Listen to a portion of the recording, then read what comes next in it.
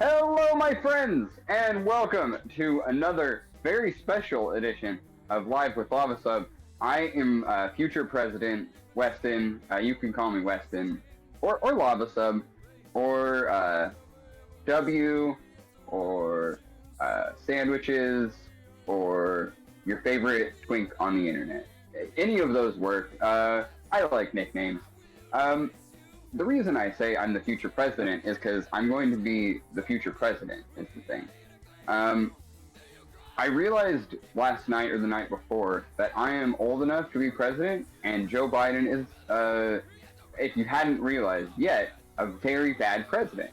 Not as bad as maybe some of the last one, or George Bush, but equal to an extent to Barack Obama's, just in different ways bad. You know, I'm confident that most people think Joe Biden will die soon. Uh, yeah, it's you look at him and it's like that guy is running on who knows what, like fumes at this point. Not to demean his humanity or whatever, but also he demeans like the working class humanity that we all feel. So one person versus the rest of the country, you know, I don't care is the thing. I don't like that man, and I think he's a bad president, is my opinion. Oh, content warning. Sam's flashing it on screen, I'm sure, or has flashed it to you at this point. It's always on. Yeah, it should be. Content warning.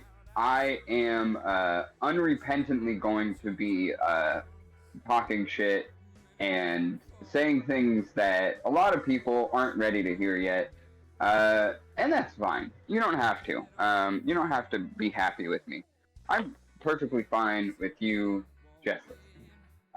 So thank you for joining us today. I am feeling good. I ate breakfast.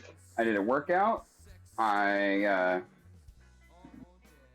running again. Why?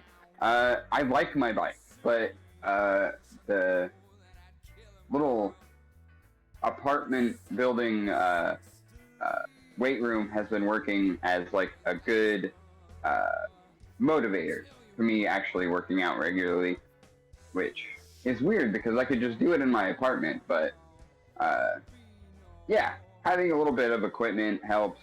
Being able to run has been kind of good just psychologically. I'm like getting older and starting to feel like the lack of cardio kind of like going on, especially with the last couple of years being so sedentary and not feeling comfortable getting out. I'm surprised I didn't start using it sooner. And I have from here and there, but I'm on a more regular schedule now, and that feels good. I want to start doing it before Live with Lava Sub because I think it's good for me and for you, probably. I am a little sore, so I'm going to be moving a little slower than usual. I ripped last week's drawing taking it out of the sketchbook. I feel kind of bad about it, but it's going to be okay. I didn't really like that drawing. The group shot that I didn't like.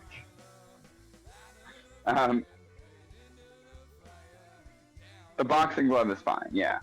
I tore that out during last stream, and it came out easy as pie. But, yeah, I don't have my laptop here, so I'm going to have kind of a lot more stream of consciousness kind of thoughts coming and going. So, yeah, I won't be able to, like, look up stuff or anything like that, like I typically do. But that's fine.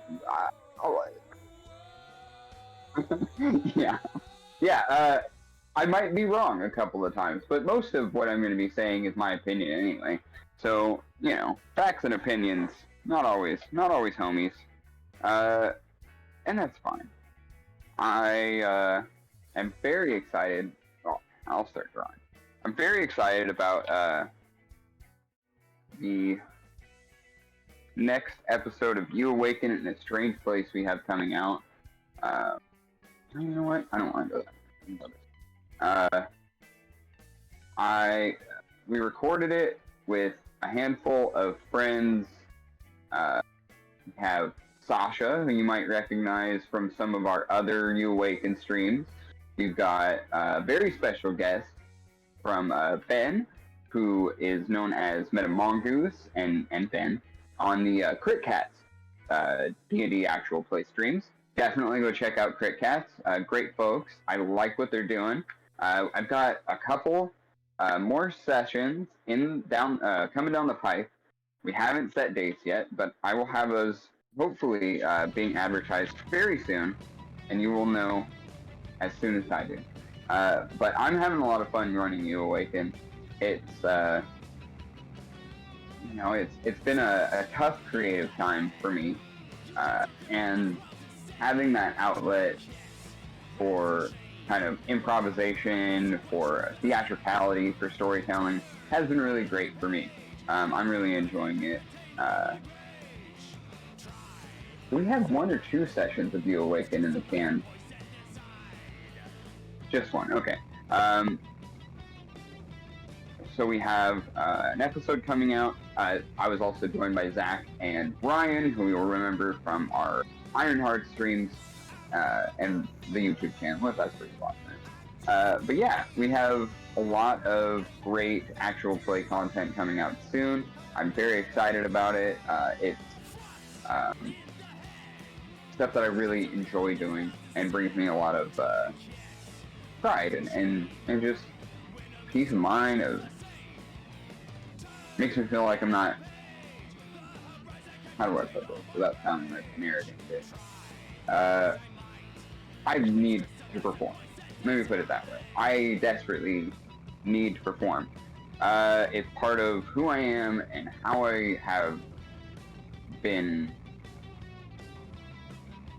expressing myself since I was a very young child. I've been acting since I was 3. And yeah, I need that outlet. I mean, after I dropped out of college and stopped doing theater for a while, a lot of that performance energy was going into playing music. So you'll hear one of the bands I was in Boilermaker while we're drawing here today. Oh, I forgot my erasers. You know what, let me see if I have one around.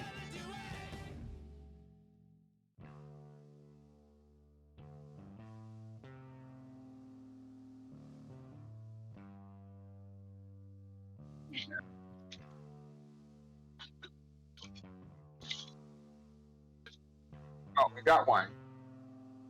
Working eraser. So yeah, I did music for a long time, and that was a great outlet for me as well. The performance aspect of playing live music is something that is unlike anything I've ever experienced, and was a big part of, like, even while I was in school doing theater, I was doing a lot of music then as well. Just not as much performance. Actually, my first band is one that I had with Captain Zach, our esteemed Nerdcrafty colleague, and one of my oldest and bestest buddies. Our first band was called Primary Colors, and we started it in high school with Zach's sister, and that transformed into like 3 different iterations of that band with different members of kids we were going to school with, and yeah, definitely one of those things that I always am going to want to do. You know, I always want to perform live music. I've been thinking about, actually, I've low-key been getting a set together, mostly just old songs of songs that I want to play live. I'm going to try and find some open mics down here in Los Angeles. I know there's probably a zillion of them, but I don't want to ride with my guitar like tucked under my arm, or, you know, holding on to the case while I ride my bike down the street, especially several miles. I don't really want to hit a bus or a metro to travel with my instruments, because that can be its own hassle. So I'm just trying to find one near me that I can go to like once a week and play some songs and just get that energy out, get that that need met. So I'm excited. I'm hopefully going to be starting to play some more music soon, and I'm between that and the sessions of the Awaken that I've been working on getting going. It's gonna be a good few months here, I'm hoping. It's been tough, you know. Me and Kat struggle financially, and we're trying to get our shit together. But when you're, when you're struggling, it's hard to get back on your feet without it getting much worse before it gets better, and that is very scary. And if you never had to face those kinds of circumstances, I'm very happy for you. I wouldn't wish it on my worst enemy. That's not true. I wish a lot worse things. But also, they deserve it.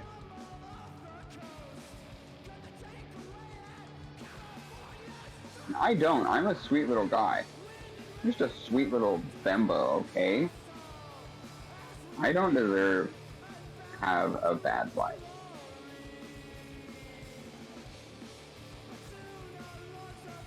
Thank you at all.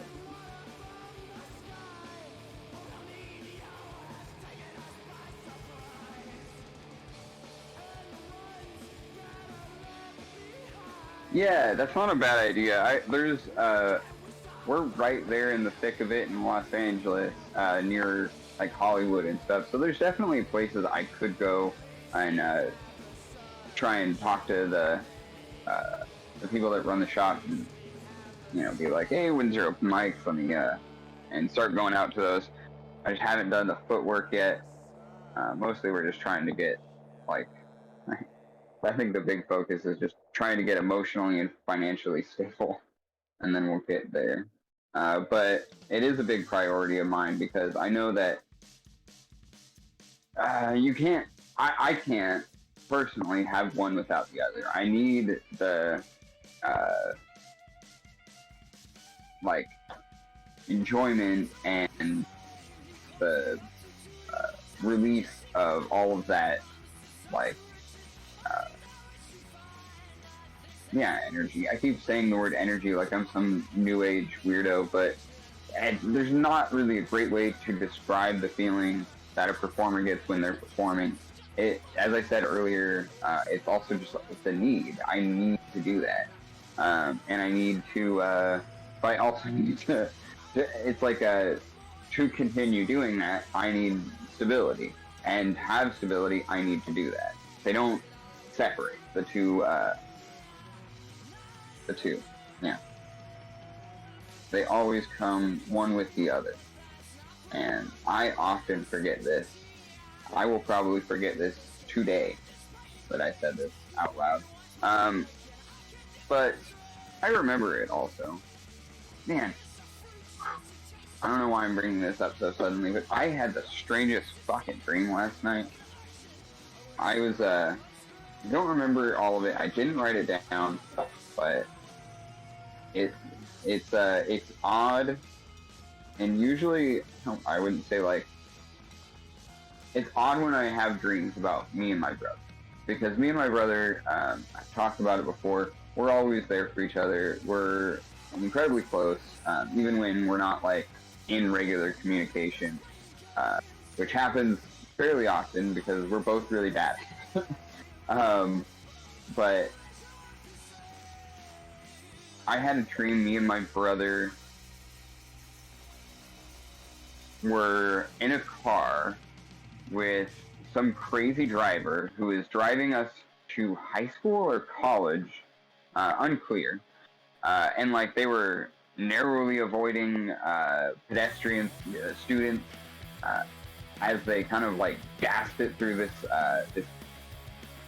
field. If you live in Reading, or you ever lived in Reading, you know that if you're near a school, there's probably a lot of like non-cemented areas that people are still driving through or dropping people off where they want. Big, dirt pathways and roads and things like that. So that's what we were narrowly avoiding all of these pedestrians that were walking down this wide dirt path. And when we finally got out of the car, we were like, we're not going. And we ditched, and we found a group of kids, or people, I guess they were probably around our age, who were all kind of like hanging out at this picnic table. So my brother has weed on it. The weed I refer to was literally in my dream like a plant, like a daisy or some kind of flower, not like a weed flower. in this big like gallon Ziploc. So it was he had this big bag of weed, literal weed, and was like trying to sell it to these kids who immediately started kind of like looking like they were going to try and hustle us or just take it. And my brother starts like, he's really good at de-escalating with humor, very quick wit, really smart, very astute observer of people. We had to be. And so he starts de-escalating with humor, and I'm kind of doing my thing, like ready to, throw hands if necessary. And he just like gives them the weed. It's just like, no, it's barely anything in here. You guys can just have it. We sit there and we talk, just me and him for a minute, about nothing. But those talks you have in dreams that are about nothing, but they mean everything? One of those. And I realized after a while we're having this conversation, we've been walking, and we walked towards the old Toyota that we both worked at. We're suddenly there, walking through a much like an exaggerated version of the shops that we worked in. And we're talking, and we realize where we are, and look around like, we don't want to fucking be here. We left school. Why are we at work? So we start trying to escape, but suddenly, like, this attendance officer, like, a bunch of them, like, in a little, like, cop car, but like a weird cartoon version of one, starts chasing us around with one of the ladies that used to work with us at Toyota, who I won't name. They're older, and definitely not like somebody that we both actually enjoyed the company of. So I don't know why she was in this like weird position of authority that we like couldn't trust her. We were running from her in my dream. But yeah, we are running, and suddenly like all of the panic and like worry about like what am I doing with my life starts hitting me in the dream, and I like lose him and running suddenly by myself on this big narrow hallway. It seems just never ending, and that's when like all of the emotion, the panic, the tension starts really building up, and I wake up just like cold sweat, 5 a.m.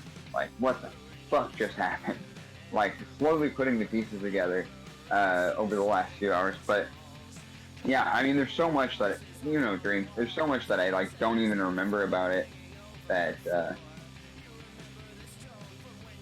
I wish I could remember, but that was the gist of it.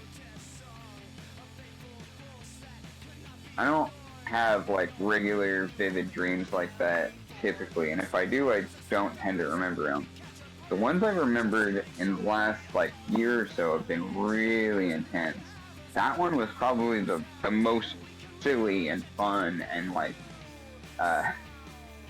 and still it was that. So yeah, it was a good dream. I miss my brother so much. He lives all the way up north in Reading, so we don't get to see each other as much as we would like to. But one of my absolute best friends, one of the best confidants around. Somebody I love. I mean, he's my brother. I love him very much. Hopefully, we'll get to hang out soon. I don't know. That's maybe that's what that dream is. I need to go make a trip up and hang out with my brother. That's not a wrong position for this year.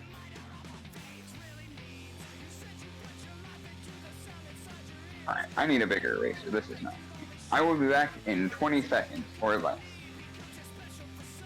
I'm still here. I might lose your headset on. I guess. Doesn't that just make you so up? So unfortunate.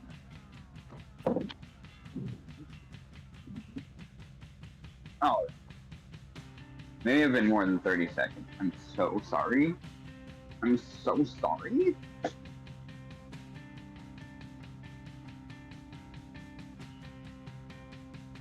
Anyway, I don't like any U.S. presidents, right? I mean, who does? Some of the worst people ever, really, when you think about it.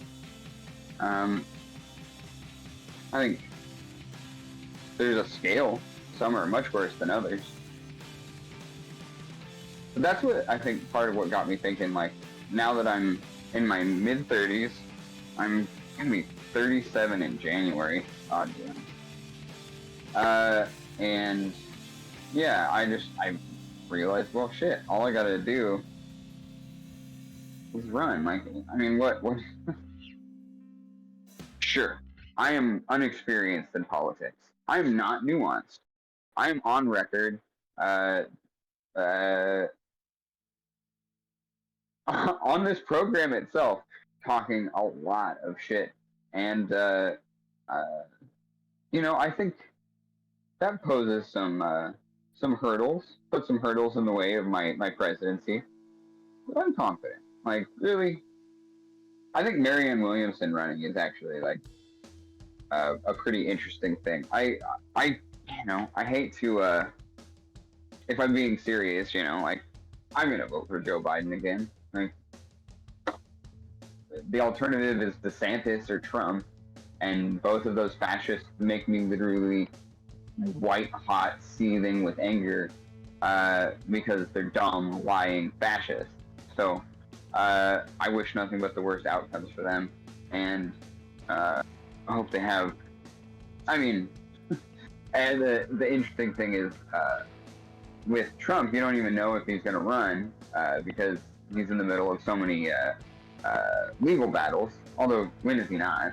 So I don't know if that'll really play a factor unless he actually sees time, which is massively unlikely, but within the realm of possibility. But presidents can still run from prison, and I don't know if you knew this about the United States. In fact, yeah, it wouldn't be the first time. I can't remember the candidate, but God, I wish I had my computer. I would look it up real quick. Anyway, radical human being running a long time ago, while they were locked up.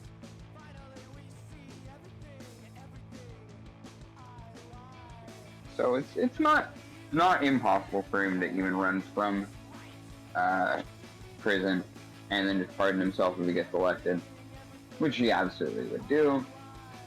Why wouldn't he?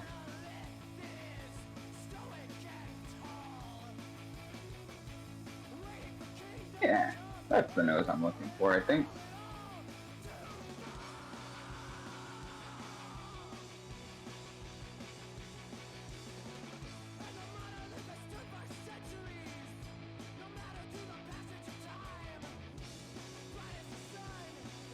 Okay.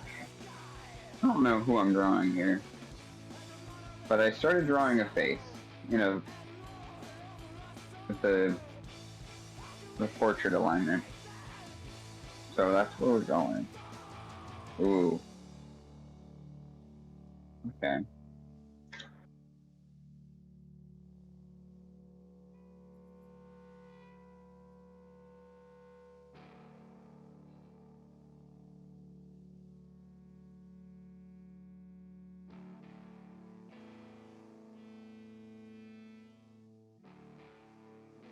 military stream. Suppose we don't. Okay. That's rough, but it's not bad.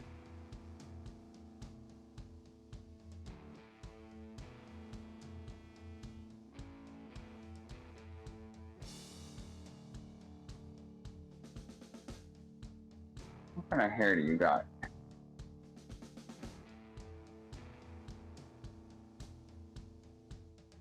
You got no hair? I don't know.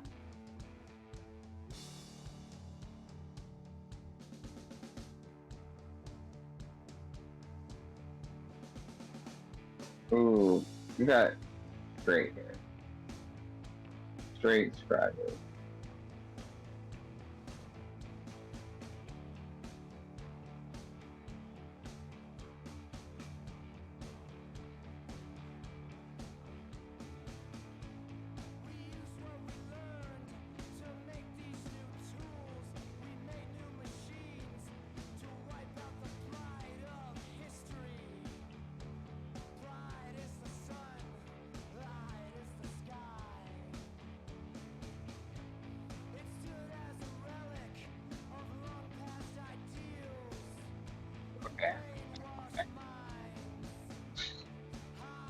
I'm not doing a rendition of Hey Outside.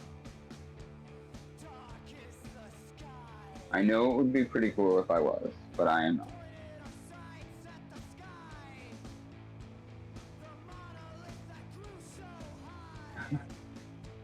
No, I generally wouldn't.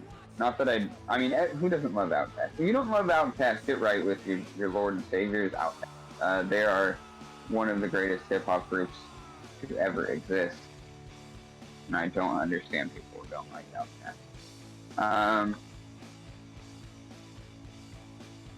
If you just listen to the hits, I almost get it more than not, but you gotta check out the album. They're like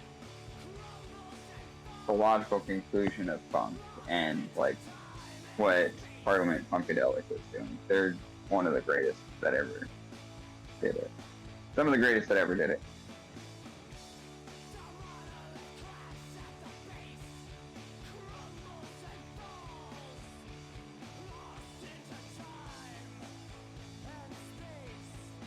Yeah. Okay.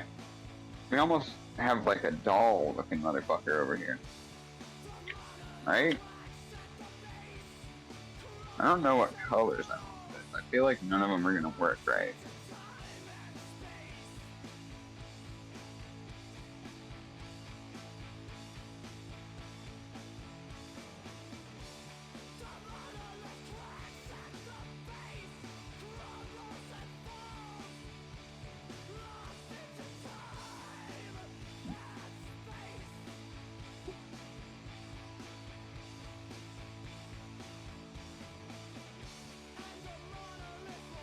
I don't want to go too outside, like, I don't want to make a blue person necessarily. I don't know if I want to go, like, try and create real flesh tones and stuff like that.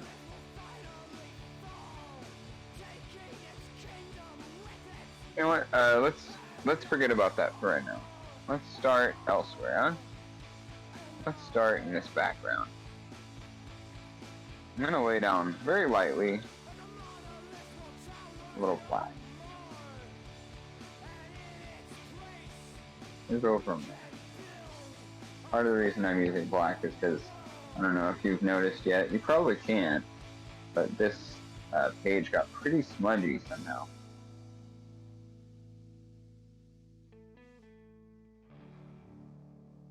So I just want to kind of like hide some of that. I think it was how I was storing last week's pieces.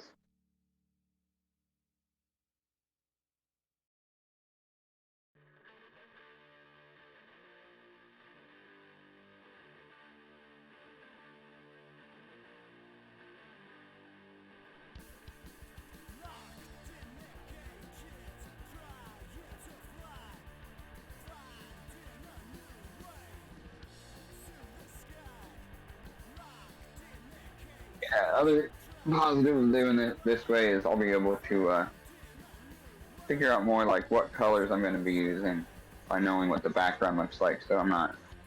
And I'll also be able to define the silhouette of the figure.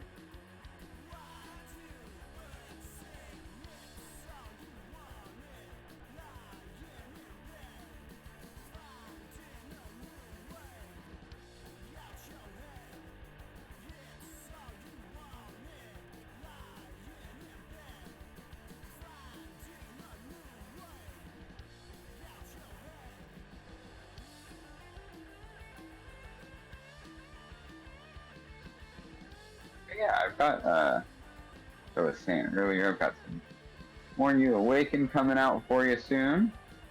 I'm really excited about that last session we had. I don't want to give away too much, or else what's the reason for watching it if I just tell you the entire story that we played out? But what I will tell you, that I feel very fortunate that we had such a creative group, because I've never played a game like the one we played the other night. The concepts and ways that we subverted from him, so one thing I will tell you is one of our players, when you play You Awaken, you pick an adjective, genre, and a location for the game to take place in at the start. Very heavily improvised, one of my favorite games, definitely makes it easier for my dumbass to run. And I don't have to, sit there and do creation of all kinds of different NPCs and worlds and stuff like that. I just, I lose focus after the first few pages. I like narrative and I like improvisation. So that's why You Awaken works pretty well for me. That game tends to work really well to that end. So one of our players picked fantasy as the genre, and it never happens. Like, it's so, everyone plays tabletop RPGs that tend to be more in the fantasy realm than not, just averages. So when people come and play a completely improvised tabletop RPG, they usually like to go kind of outside the realm of familiarity, which is one of the other reasons the game is just one of my favorites and can be really spectacular. So for people to pick fantasy, it's pretty uncommon. Really, it's maybe the second time in the couple of years now that I've been running games with You Awaken in a strange place that that has happened. So,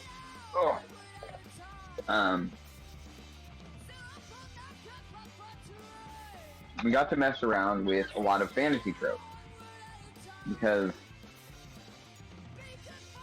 while one of the players picked fantasy, none of the rest of the contributions that the other players, because I keep them separate. I try and get them to think of an idea and say it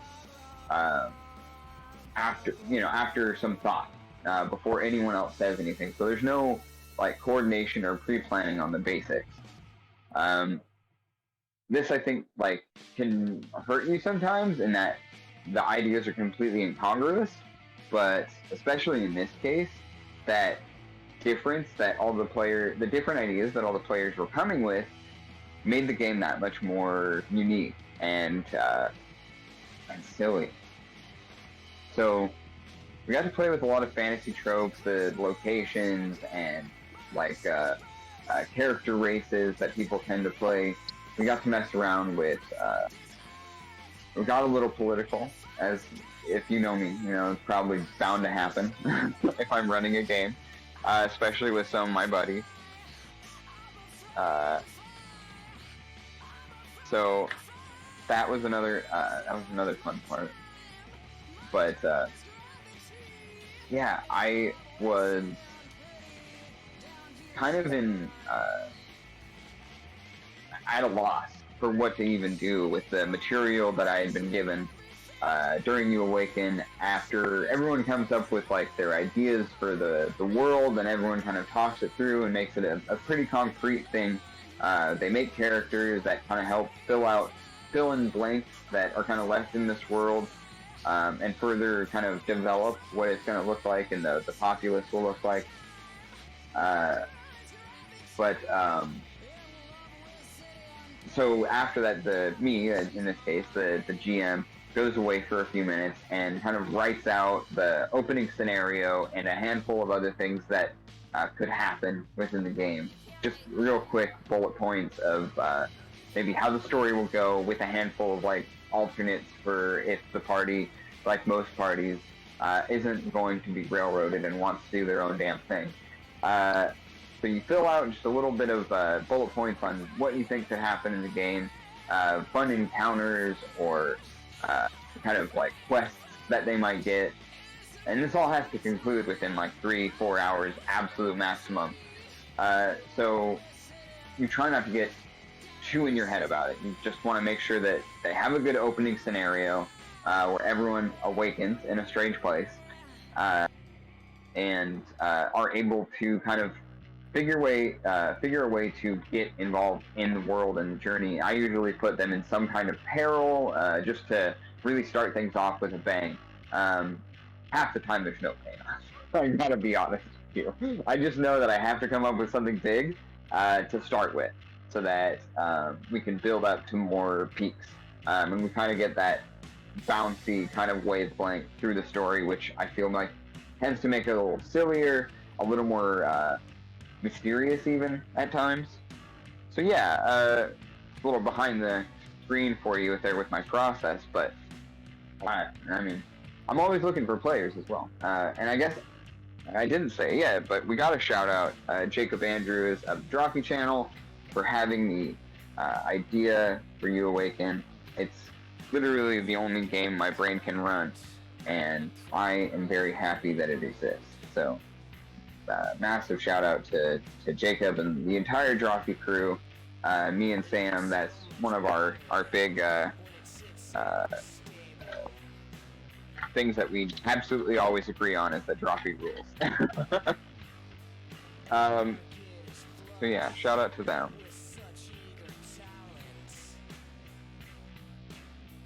And specifically Jacob for coming up with the game. Okay, so we have a little bit of black down in this background. I keep thinking blonde, scraggly hair. That means we have to do it. Do I want to do it last, or do I want to do it first?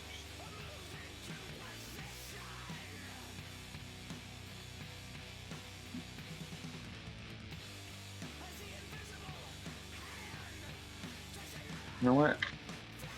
While I was trying to think of that, my brain decided, no, you're not going to think of that. You're going to change this mouth. I don't like the mouth. You're going to change it. So I'm going to do that real quick.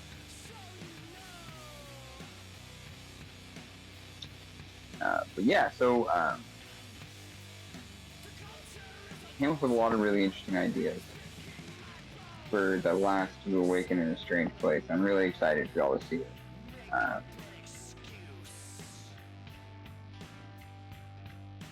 Very strong roleplay. Yeah, the VOD will be on Twitch for I think another week, because I think it aired. We did it live last week, last Thursday. So it'll be up until the Thursday following this one, and then it will hopefully not too long after that be showing up on the YouTube channel. Definitely check it out. Check it out anywhere you can, anytime you have it available to you. I think the game totals out at around 3.5 hours. So yeah, just to keep in mind in case you're trying to schedule the time to watch it. Definitely worth it. Oh.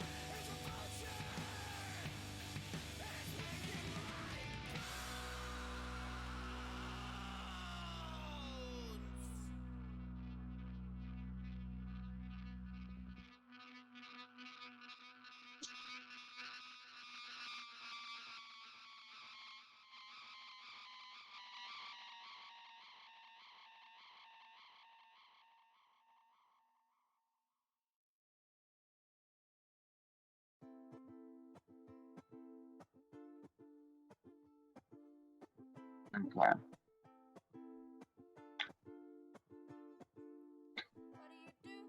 Well, my brain keeps saying orange for the face. So that might be what we're doing right now. But I don't want to put the hair... I want to use some of the color from the flesh tone to kind of peek through the hair. So I want to do the hair last, because I'm also going to have to do that with some of the whatever clothing this person ends up wearing. Probably just a form-fitting shirt, so I don't feel like designing clothes.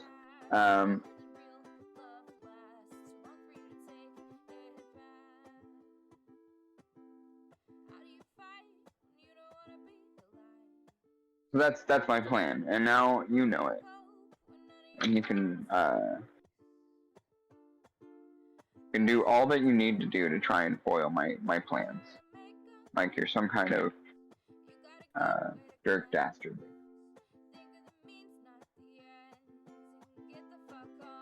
I can only respect that. Dirk Dastardly is one of my favorite cartoon characters.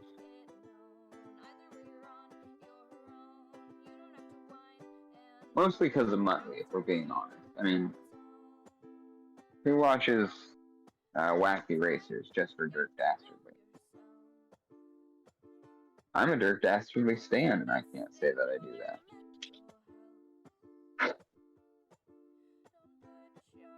Yeah, I think they're a pair, and even if Dirk Dastardly is mean to Muttley most of the time, I feel like Muttley could do his own thing. He's more in charge than Dirk Dastardly is most of the time. Dirk Dastardly might be annoying and cruel to Muttley, but Muttley is fully in control and is probably the brains behind the operation. Yeah, how can one not love Muttley? I mean, giving us phrases like is one of the great contributions to the world that we have in the world. So, he's just a sweet little guy. Yeah, absolutely. Yeah.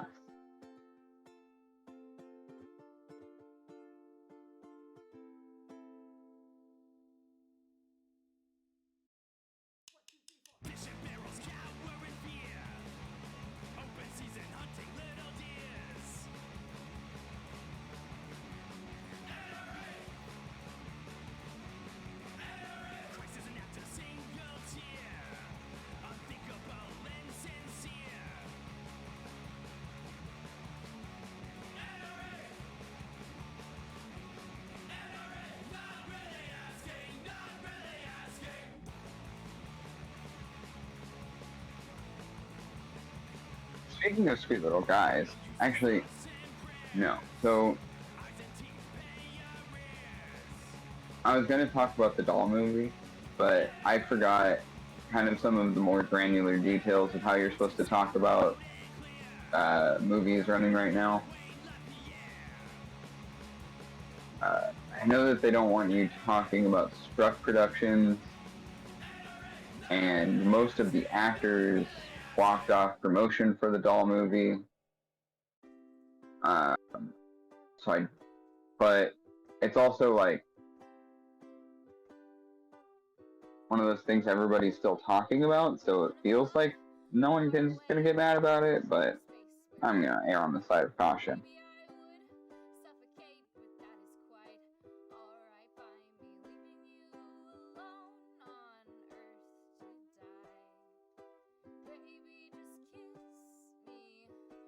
Well, that's all. I'm not going any further than that. I haven't even seen it anyway, so my critiques are not necessarily even of the movie itself, but more to the, I just think it's weird that the boy doll is most of what I've seen in the promotion so far. That actor is super talented. Not necessarily a huge fan of his work, but I can recognize that what is there is a pretty excellent talent. Yeah, I just think it's weird. Like, there's even an interview that they did a while back that was like, "Don't talk about me, talk about her," and I was like, "Yeah, I think that's been my problem with a lot of the promotion for this is most people are focusing on the boy doll and the boy doll actor. He's very cute, so I kind of get it, but also optically, it's pretty cringe.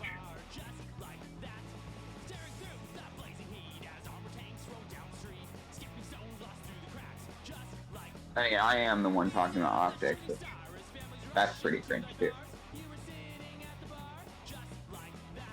But now that I'm running for president, I have to think about things like that.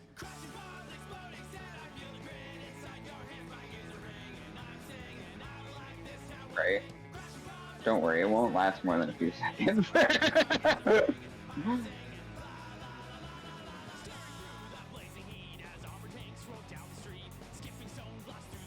Optics for thee, not for me. My policy.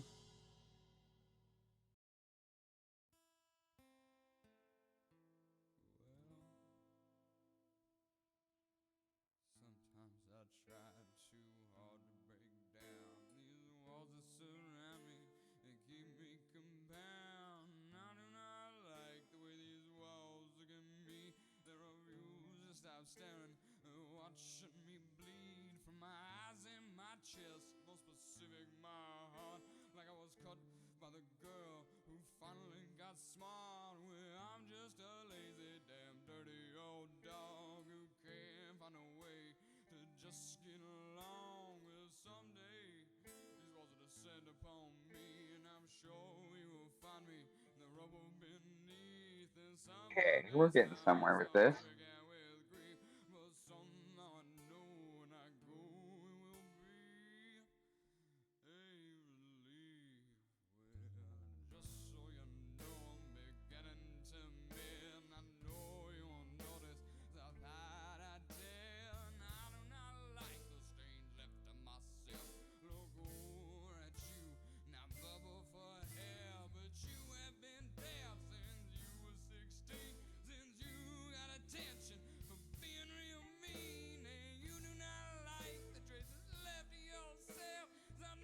Okay, I'm liking this. This is nice.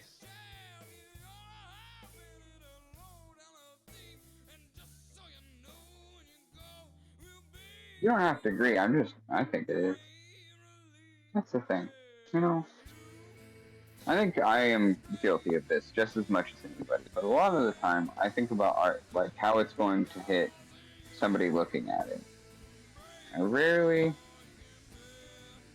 take consideration on how it's going to make me feel. I'm trying to do better about that. I like attention. I do. I like approval. I gotta be honest with you. But sometimes it's nice, and I forget to do things for myself. I'm trying to do better. Not doing it.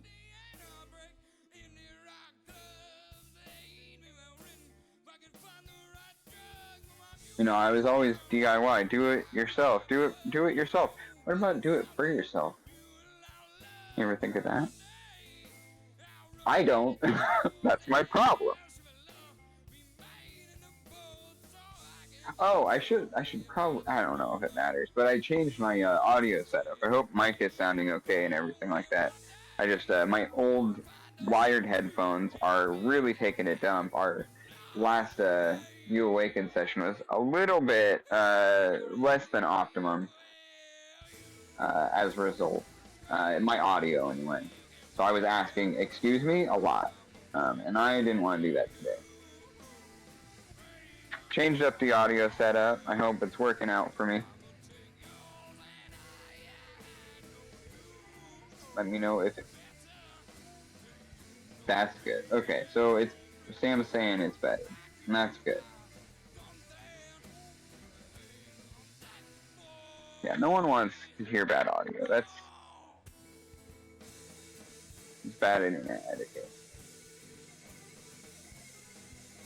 Okay.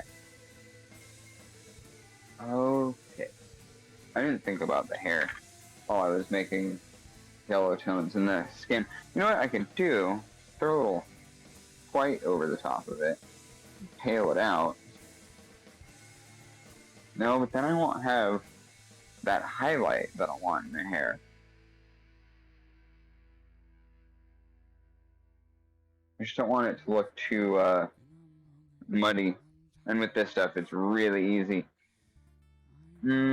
Alright, well, hair's gonna be like green or some shit, I guess. Maybe red. Yeah, red might be nice. I hadn't thought about red. Maybe we'll do some red hair.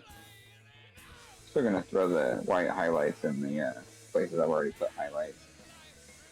But I think that'll look nice.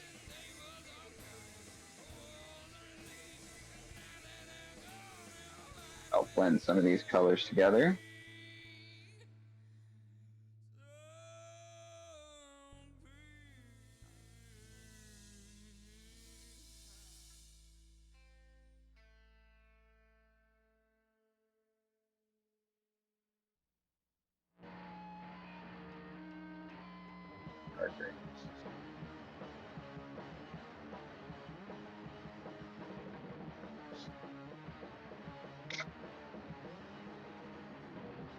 Oh man, you know who this kind of looking like is Nathan Explosion from Metalocalypse.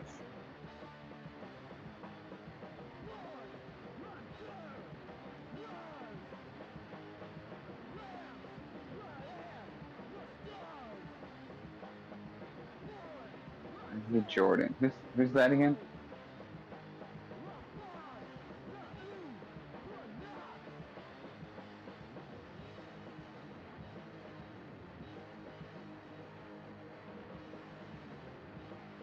Okay. Yeah, I didn't know Wesley Jordan, but I didn't know that. Yeah, that's sad. You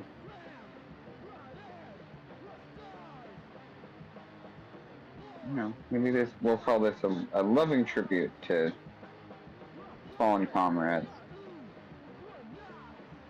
We love a sweet little gay man here.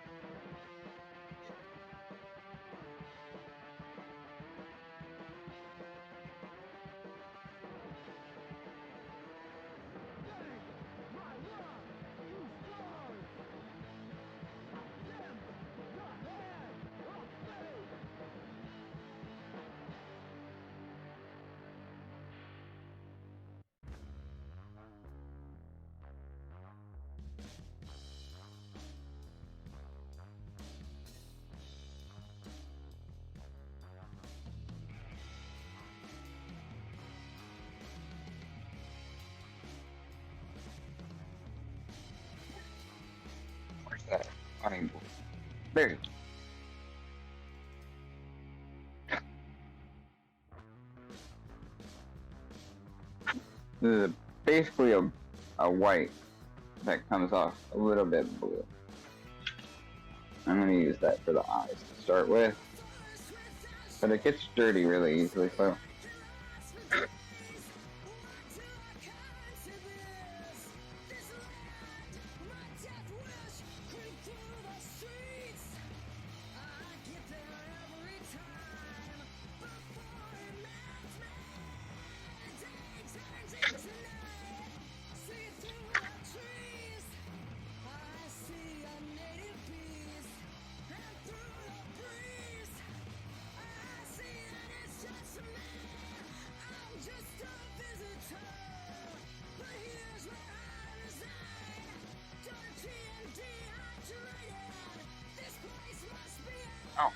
Oh, right.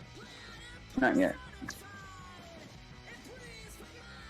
Sorry, talking to myself. I, don't want to throw the black into the pupils before I get all of that, all the rest of this down, or it's gonna bleed, or, blend really in a really murky, unpleasant way.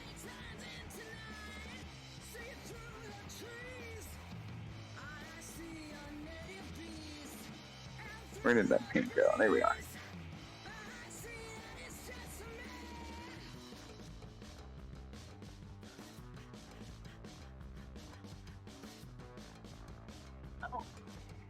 There we go.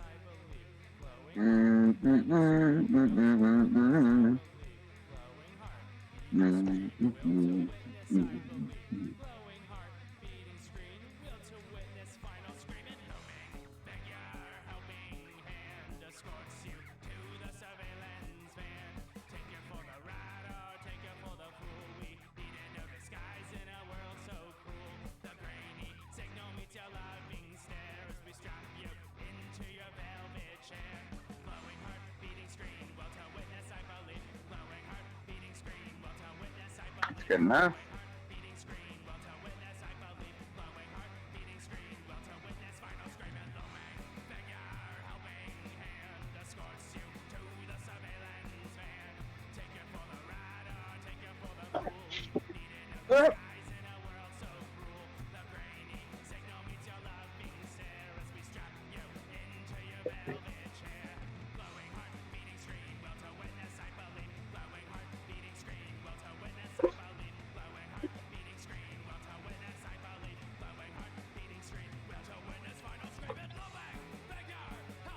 Marvelous. Okay. I've got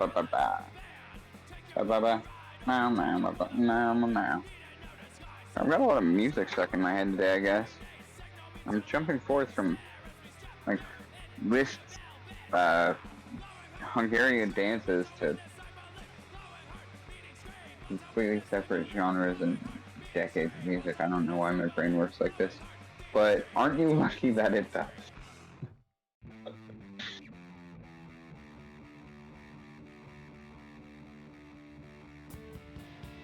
Why does it sound familiar? What's that from? Okay.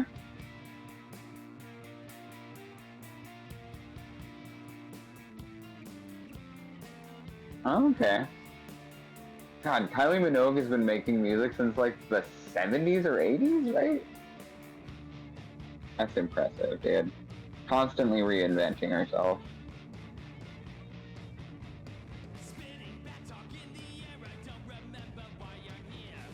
We'd love to see it.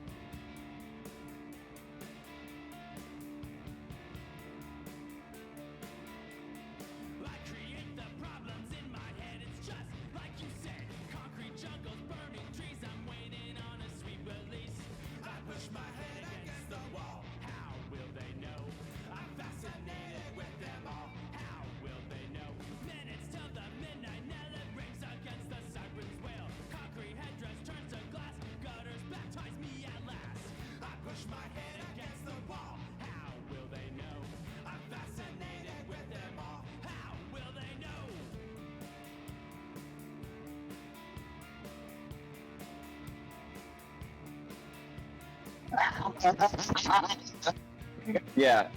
Oh my god, yeah, it is giving like obnoxious Fall Out Boy fan vibes to cover up one side. Yeah, absolutely.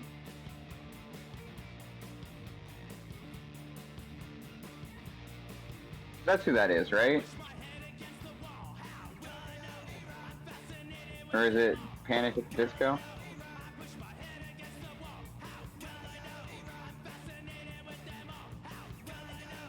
Oh god, okay. That's so funny. They keep coming up. I think it's because their tickets are so overpriced that everybody's talking about them. But I was never a Blink-182 fan.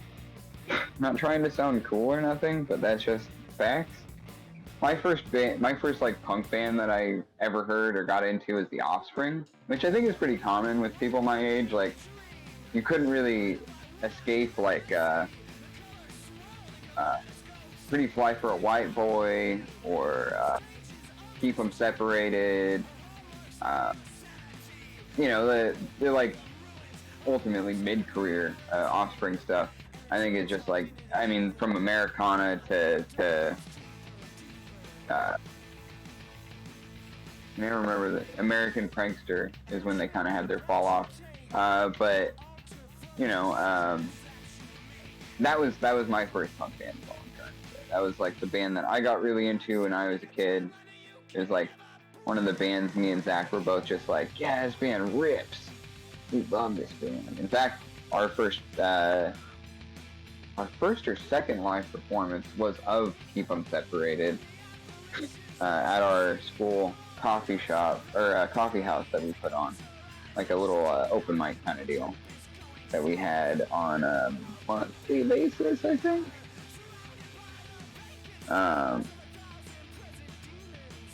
Yeah, it was student production. One of the coolest things I've done with my life. I know that sounds weird because it was like over 20 years. But yeah, I had a lot of fun. That was some of the best times. I pissed off so many people. I remember one time, we grew up, you know, if you've been listening, me and Zach grew up in a really conservative area in Northern California, currently being run by a fucking cult called Bethel Church.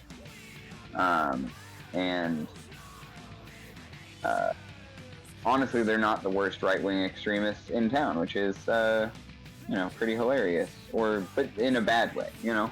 So we grew up in this area, and yeah, I was talking about our first performance. I totally lost my train of thought. But yeah, ultimately, it was, oh, right, our coffee houses. So, I was big time into poetry at this point, mostly because I liked girls. I'm not gonna lie to you. I liked writing love poems for girls I liked, which is kind of sad, but also, you know, could have been worse, right? But yeah, I did that a lot. But I also would, especially towards, like, as I got got through high school, the strict love poems became a lot more involved in what I was going through in my, like, home life, and kind of a venting of a lot of the anger and thoughts that I had that I couldn't actually express in real life because it was dangerous for me to do so. One of those poems ended up being this, like, the most teenage poet thing you could ever do, that I'm pretty sure I've seen, like, done humorously to skewer people exactly like I was. But it was basically just this whole poem about how, like, if God is in everything, he's in bad things too. Kind of like eventually leading to the point that if God is in everything, God was in Adolf Hitler. How can you trust a person or a deity who would put themselves in a person like that? Where is your faith in humanity if all you're trusting in is this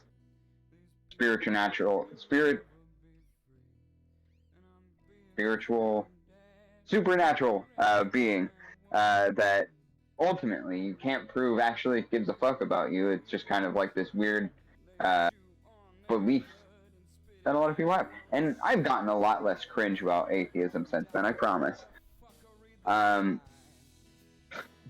it was well worded enough that a lot of people were very angry with me that night. Good times, bad times, and good times. They're ultimately the same thing. But yeah, we had a lot of fun at those coffee houses. Put a lot of ourselves into it. It was, as I said, it was a big way for us to pay for our student productions of the plays we were doing, by scripts and things like that you didn't realize were things you had to do if you're putting on theatrical performances until you have to do it for the first time, and it sucks. But yeah, we did a fucking lot of them, and they were all really interesting. We did our first shows there, me and Zach, as well as a whole bunch of other people doing their first shows there.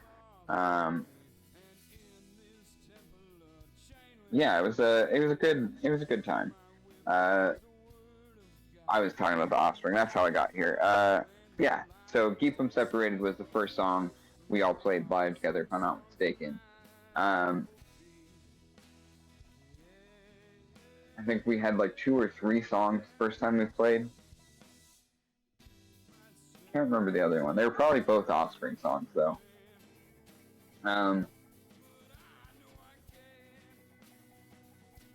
So yeah, Offspring. One of my first, or the first punk band I got into as a very young person, with Americana coming on the radio when I was in 6th grade. Well, bands like Limp Bizkit was blowing up then. Linkin Park was about to come out with their first album. All of this music that I would eventually in the first few years of my teenage life get really into, before I moved on to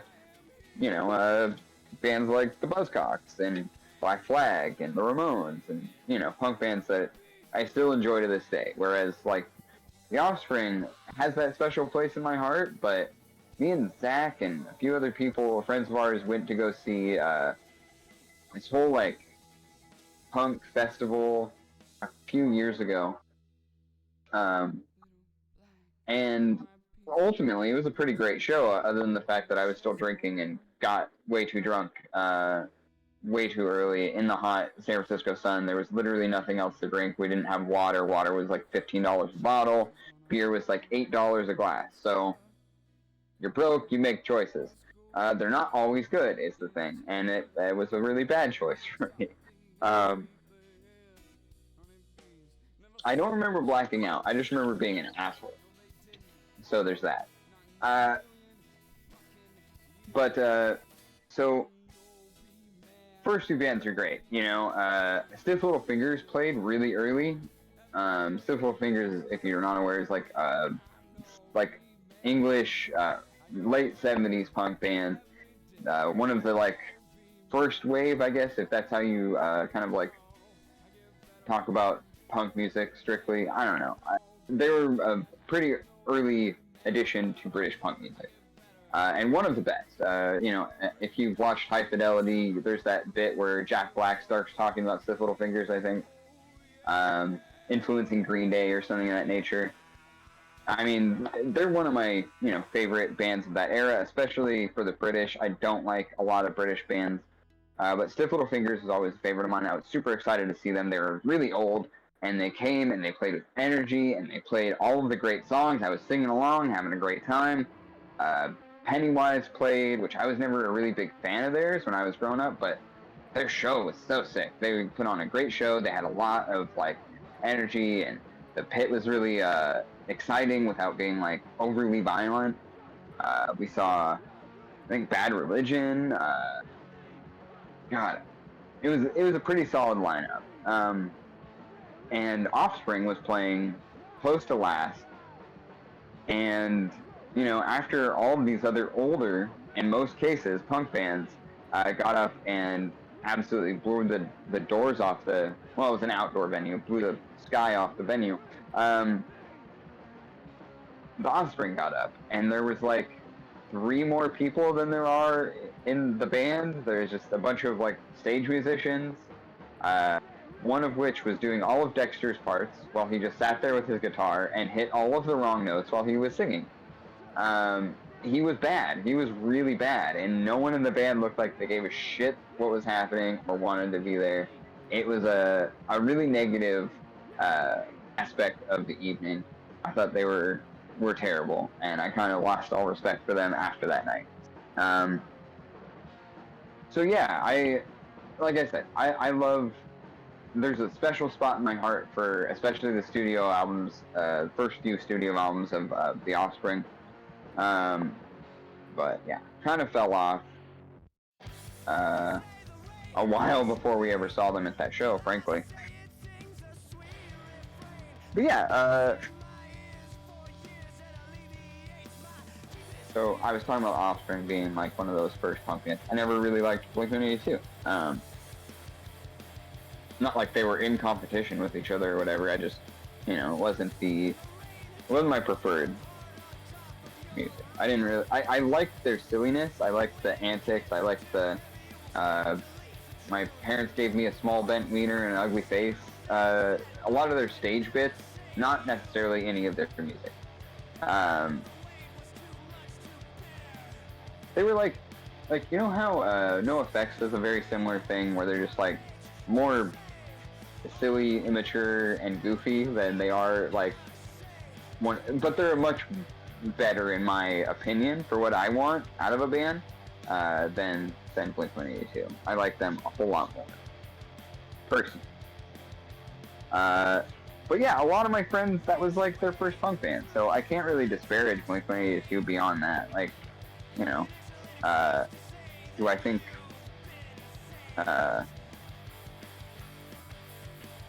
yeah, ultimately that's all that matters. Is like, as long as you listen to Blink and then go, hey, this punk music stuff's pretty good, what else is there? And you find bands like Black Flag or just not the Sex Pistols, Crass, I'm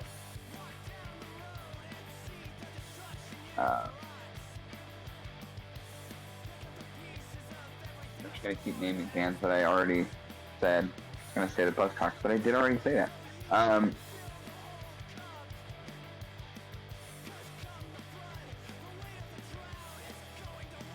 You know, I was just thinking about Sum 41. I never got into Sum 41. I was already in my like, this isn't punk phase with everything that was on the radio. And to an extent, I still kind of am. There's a certain, I don't know, like, basically, I have a lot of controversial opinions about music, and most of them come from just being a punk with loud mouth. But yeah, I never really got into Sum 41, but I know a lot of people who really enjoy that band to this day, so, you know, I get it. They're definitely fun. Of the bands from that era that were doing, like, punk-adjacent alternative pop, they were the most fun. I liked their attitude. They seemed like they were competent as musicians as well, and brought, like, an element of like their music wasn't like talking about anything super serious. They were just kind of fun, you know? So yeah, I totally get the appeal behind Sum 41. Not necessarily my jam, but I get the appeal.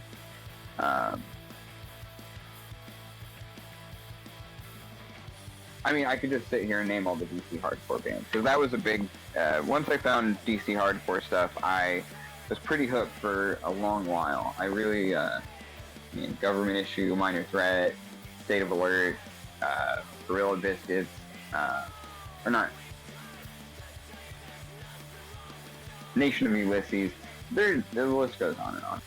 I really love that scene, and yeah, that's ultimately the birthplace of emo, which got even more popular, even though like most of the things that got popular aren't technically emo. Another one of my controversial opinions. It's strictly terminology, right? Like none of this actually matters, right? The thing is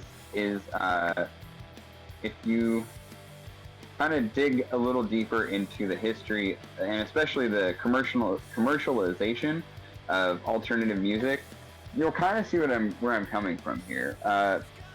Emo started ultimately in the DC hardcore scene, especially after Ian MacKaye, kind of the one of the big names in the scene, started really having a problem with the level of violence it shows. Kept having to, like, here's the thing. Violence and punk music tend to go together. The historical necessity for it was when punks first started kind of like doing the thing around the late 70s and early 80s.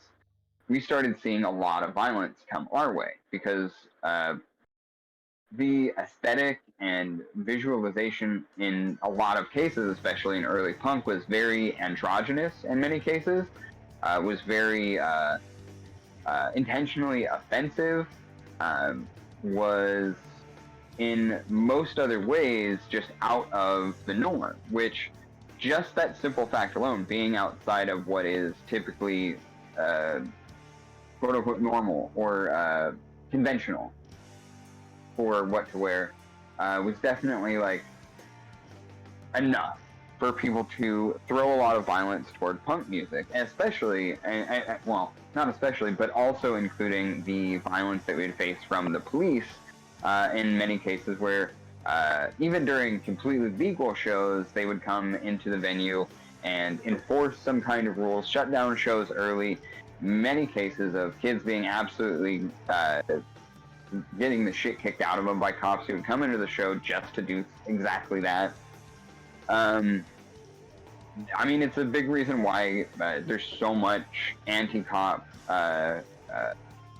punk music out there. Because, I mean, not only were they kicking our asses because we were punks, they had already been kicking our asses in a lot of cases just for being queer or people of color or whatever kind of marginalized identities that we already belonged to that brought us to punk in the first place. But eventually, while all this was going on, violence from within started occurring a lot more. A very kind of, I think, more casual intake of this kind of music and the attitudes that come with it were misinterpreted by a lot of people who simply wanted to do violence. The same kind of dudes that would come in would beat us up in real life for being punks, for not being on a sports team and things of that nature, for doing theater, or any of the other reasons I mentioned why punks were typically seeing violence back in the day. A lot of this, luckily, has gone away, and we don't see that as much anymore. Punk is much more normalized. But that's only because of this period of intense commodification of subculture in the late 80s and early 90s, especially around quote-unquote grunge bands. And which is why in subculture, in my opinion, I think genre is a very important thing. The identifiers that identify what you do, what you sound like, what your beliefs are in many cases. It is part of that subculture, or that subgenre.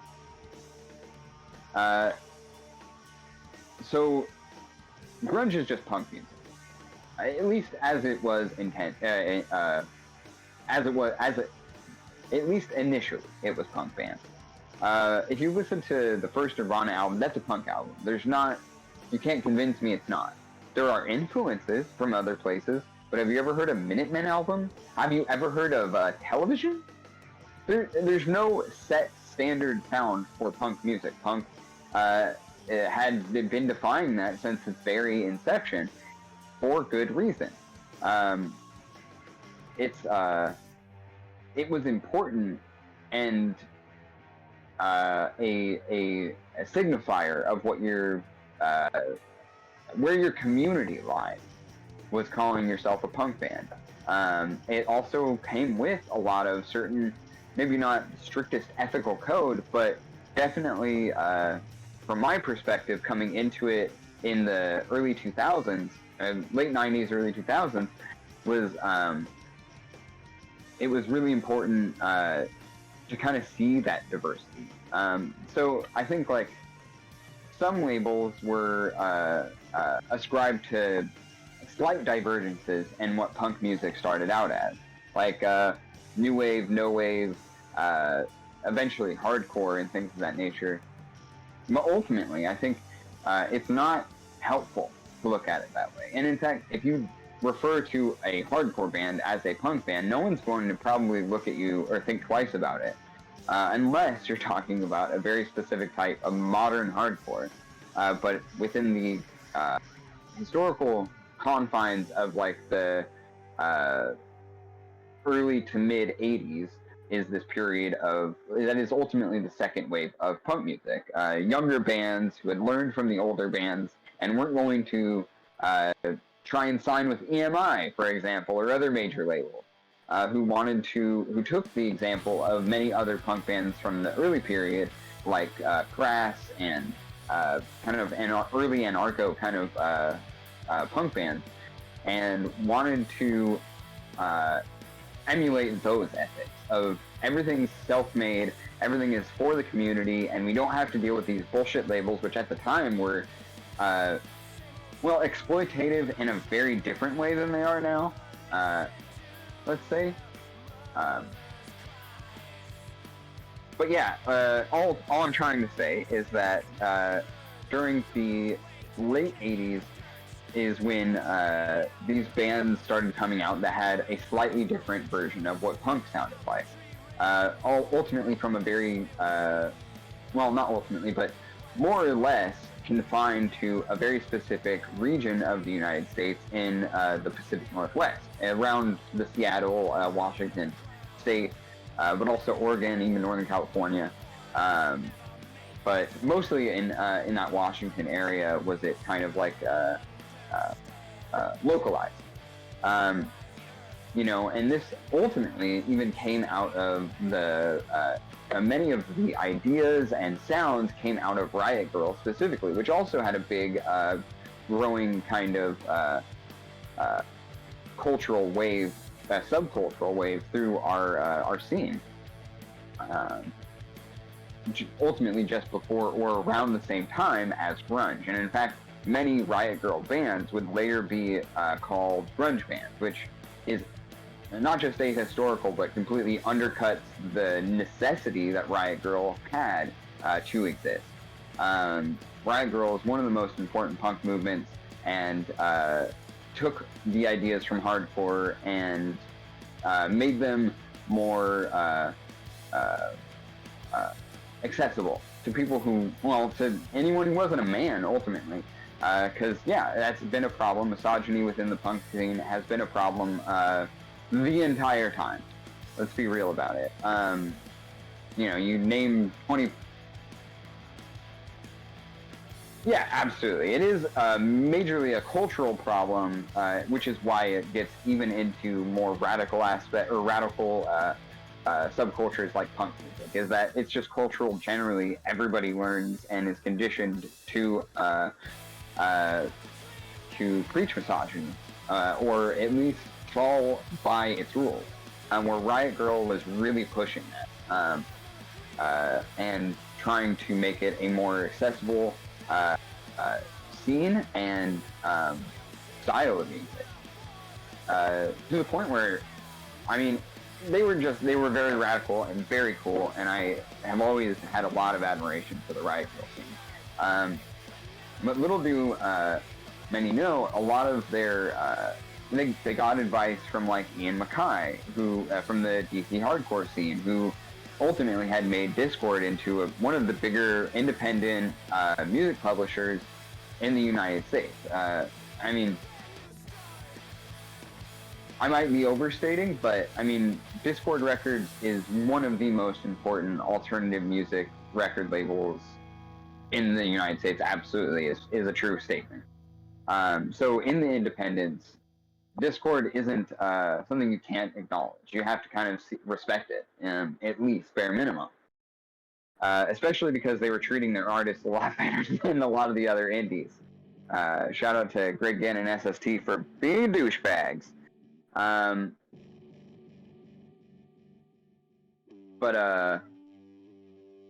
Yeah, so grunge, I mean, also connected to like that Riot Grrrl scene was the grunge scene. Not specifically Kurt Cobain, but also Kurt Cobain, if I'm not mistaken, had a relationship with Kathleen Hanna, and of course Courtney Love, who I have thoughts about, but they're not important. It doesn't matter, and ultimately, it's a lot of bias that, I mean, I just don't like her music is what it comes down to. I never really got into it, but I can recognize the important place that her band whole took in that scene, and so yeah, there was a lot of interconnectivity between the two, and once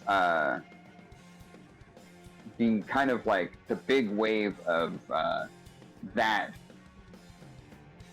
of the, I mean, late 80s, early 90s, post-punk, whatever you want to call it, post-hardcore, this new iteration of punk music that had influences in heavy metal and in kind of more like indie, I guess.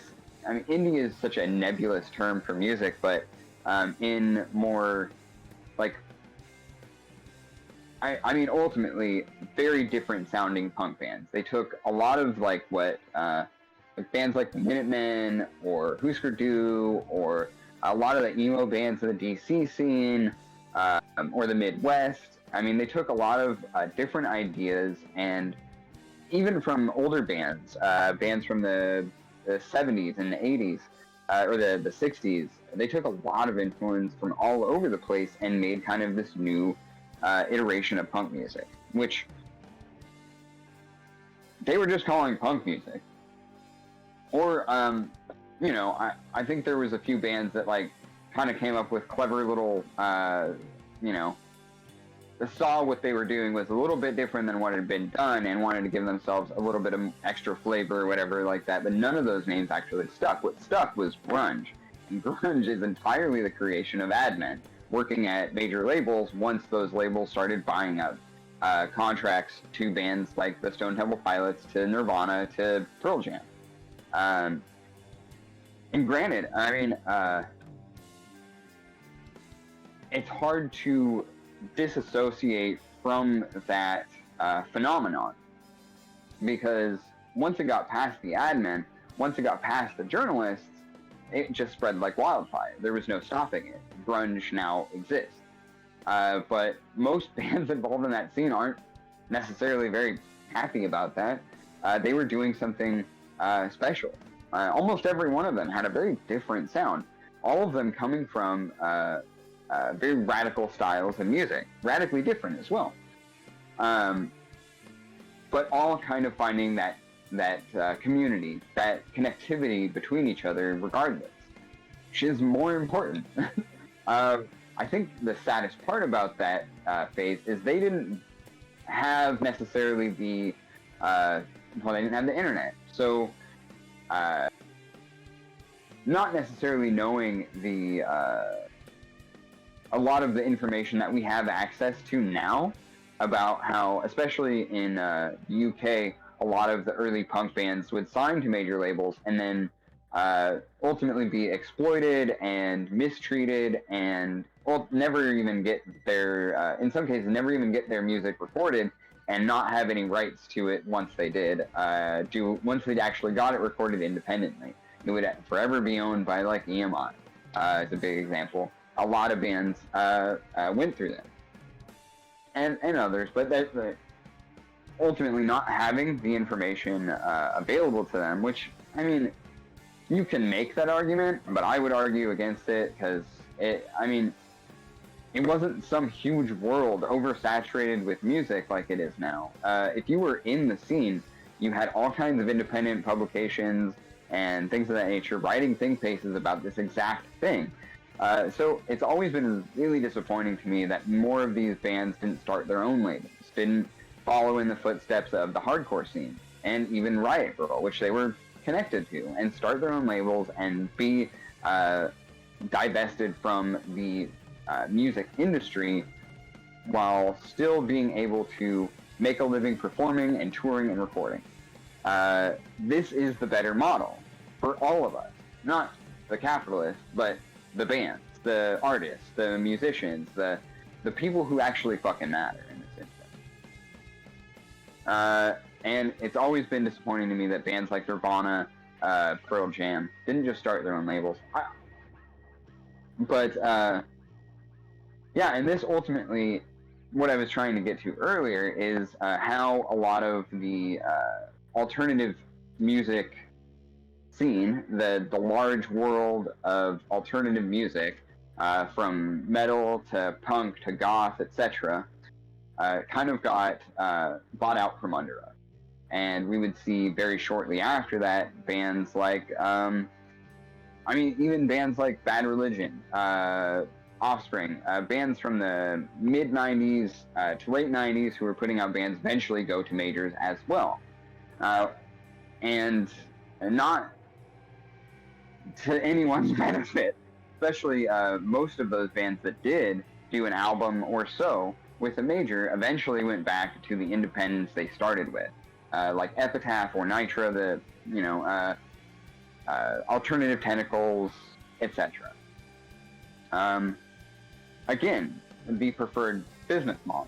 However, it was too late.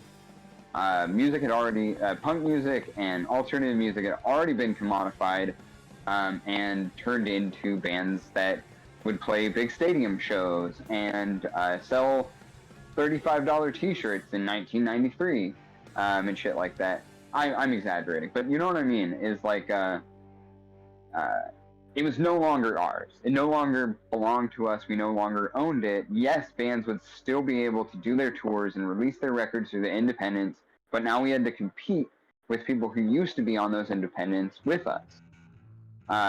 We had to compete with their stadium tours that cost extraordinarily more than going to your local punk venue, youth center. It was also bad for those small venues and youth centers and things like that that are incredibly important to keeping those communities. It also would lead us to a complete misappropriation of the term emo. And I can't blame anyone for it because it's not their fault. This is my stupid brain that has spent too much time thinking about punk music and reading about punk bands and seeing this stuff, in a lot of cases, happen before my eyes. And not really having a good way to articulate it younger in my life, but ultimately have been developing the skills to articulate it for a long time. So, as I was mentioning, DC and the Midwest were big havens of emo. There's other bands that from all over, obviously, that were necessary to the development of the sound of emo, but My Chemical Romance is not emo, Fall Out Boy is not emo, it is the grunge equivalent of emo. It is the commodified version of the genre that sounds actually nothing like the genre. But for a couple of aesthetic similarities, but truly in no genuine way. In fact, most of those bands resemble much more of like the folk rock scene from the 70s than they do actual punk bands, in my opinion. Pop bands is another way I like to put them, because that's ultimately what they were. They were popular music. They were pop bands. And they don't deserve labels like punk and emo, even if they were once part of a small scene, like Blink-182 was, like AFI was, like My Chemical Romance was. They eventually sold out. And I don't mean that in the tried, they were posers, blah, blah, blah. I mean that they gave up on us. They gave up on the scene. They gave up on the struggle. They made the world worse for all punks. So I have a vendetta against them. And that is ultimately that story. I have not drawn in like 20 minutes or so. Maybe more. But yeah, I really needed to get all of that out. It's definitely one of my favorite rants to go on.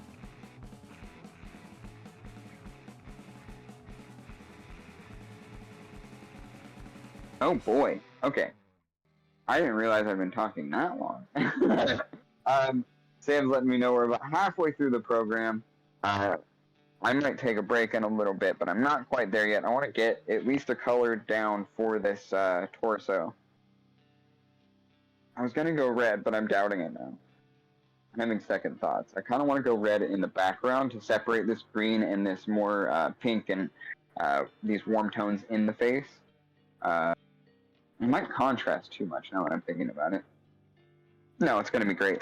I don't want to... Oh, I don't hate that. Oh.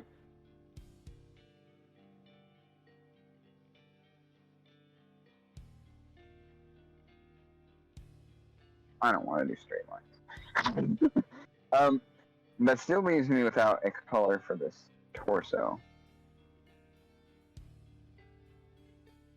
Maybe I'll go... This is kind of a funky brownish green. Maybe I'll go that direction.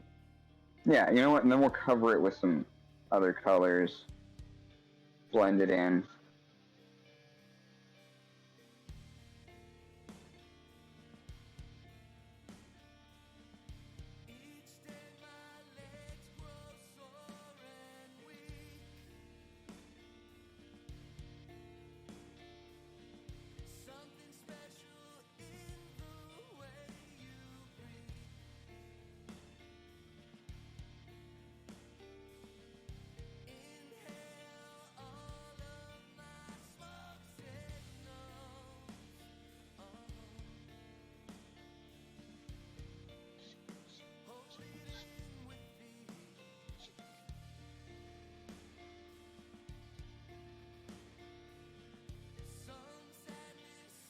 Yeah, it's not green, but it's like nasty like some green.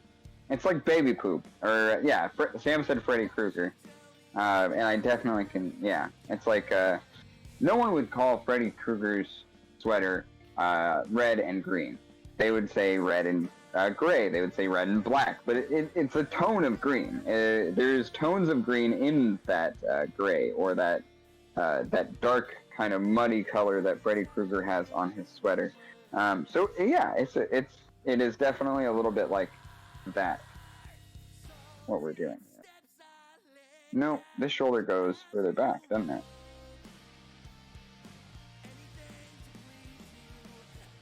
it? It's gonna.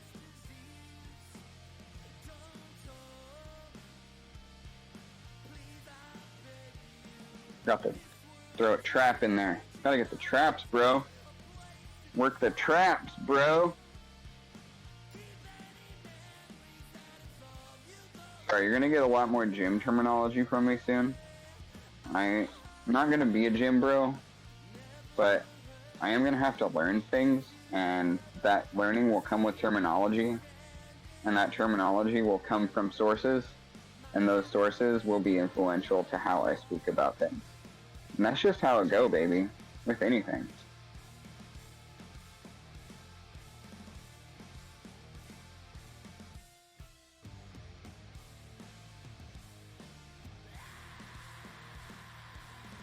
You know what? So we've got that green in there. What's it look like? A light blue on it as well. I'm gonna like that. I'm gonna like this. Okay, let's do it. Kind of brightens it up. Makes it a little...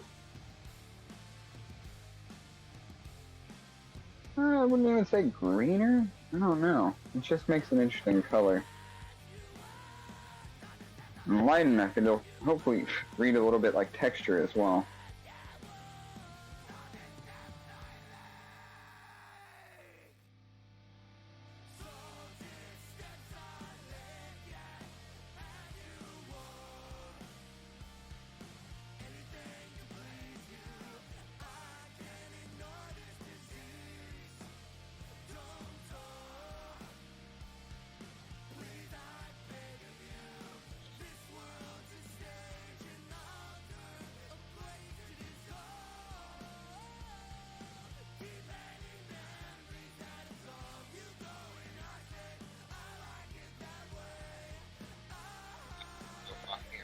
I love this.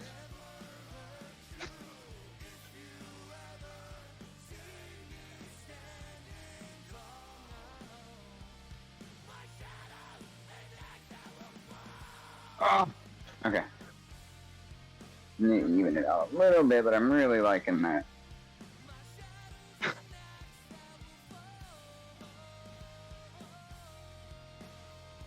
Yeah.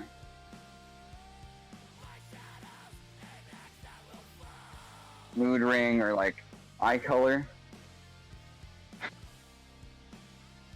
At a distance. Ooh, okay. Okay. Let me flip this for you. I'm gonna show you what how it looks like.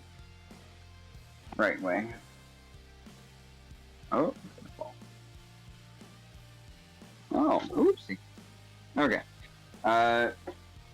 Perfect. So we've basically got one drawing in the can. I'm liking how it looks. Definitely have plans to go further with it though. So I'm gonna take this opportunity, take a quick break, and I'll be right back to you.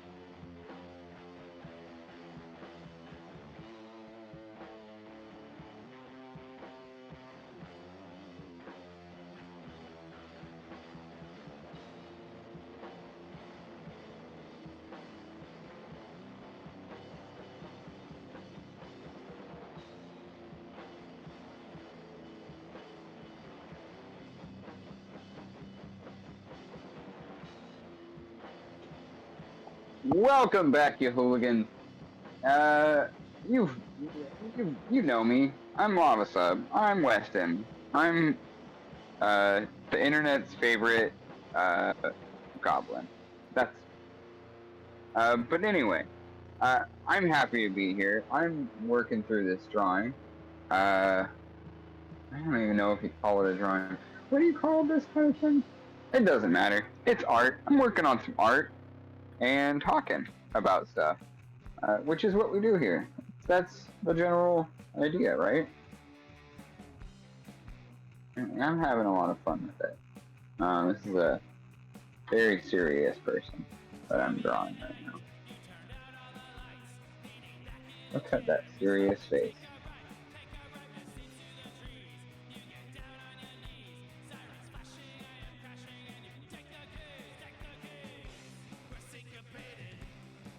Yeah,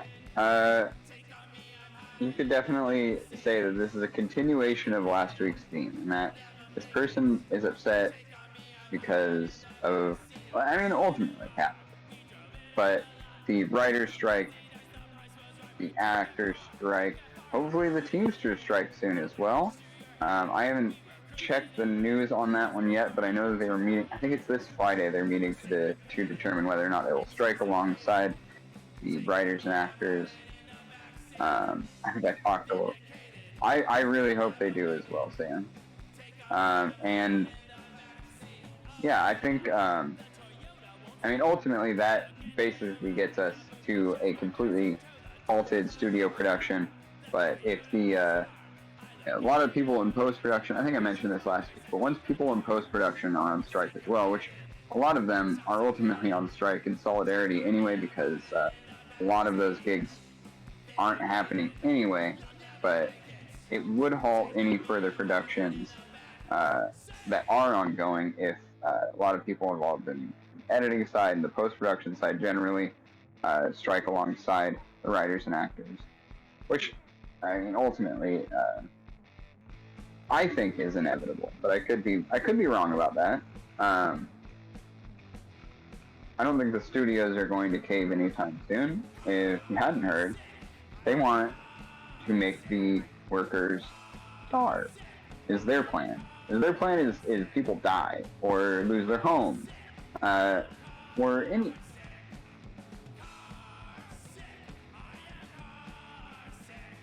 Yeah, they want. Yeah, absolutely butchering the trees with the picket line. Really unsavory and ought to be illegal tactics. In some cases, are illegal tactics to try and halt the workers getting their fair share of the incredible profits that the media industry makes. And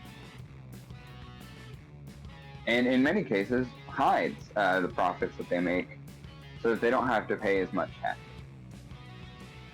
Because these people are ghouls.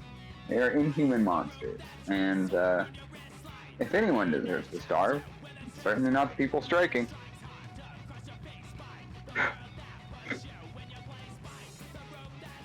Nothing.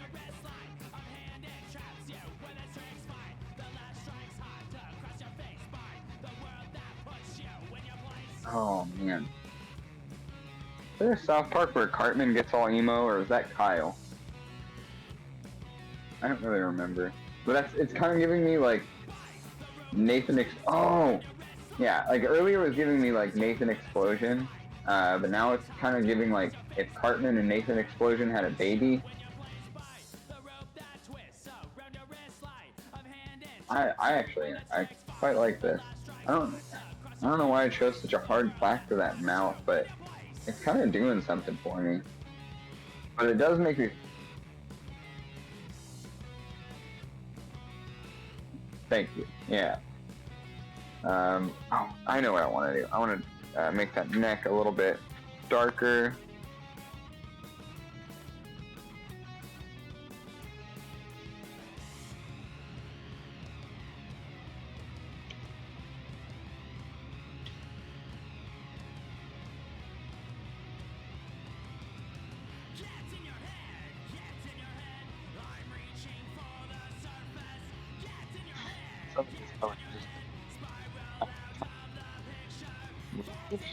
think I've mentioned before on some of these streams, but yeah, some of these, like, just a side will decide that it's uh, honestly, in some cases, it's misuse.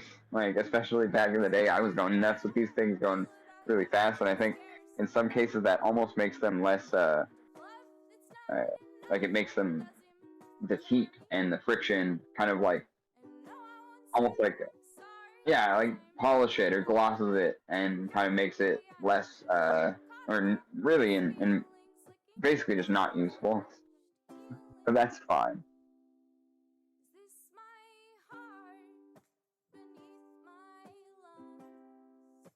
We're gonna deal with it.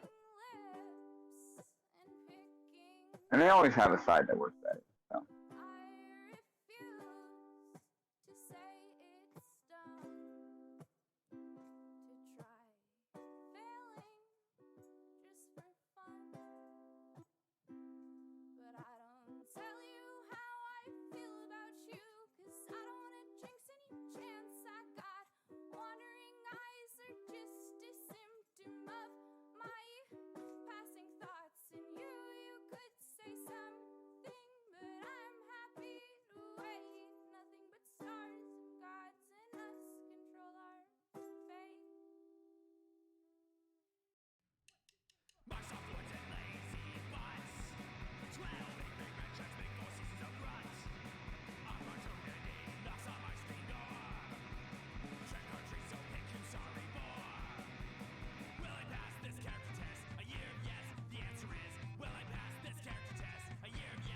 I forgot.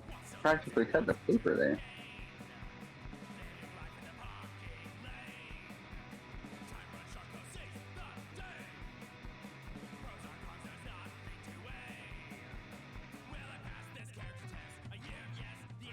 Okay.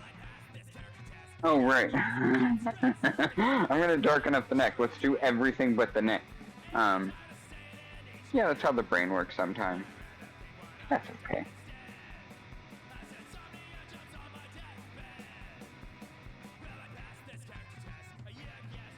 What's happening here?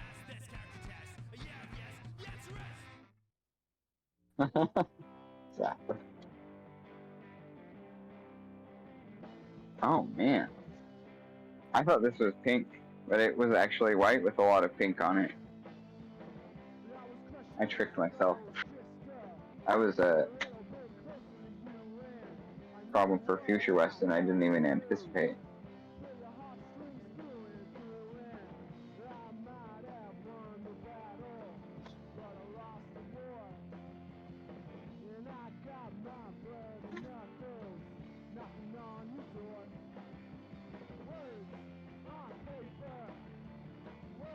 Yeah.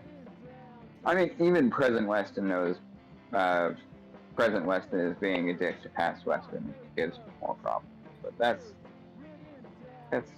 understandable. So in most cases, it's pretty.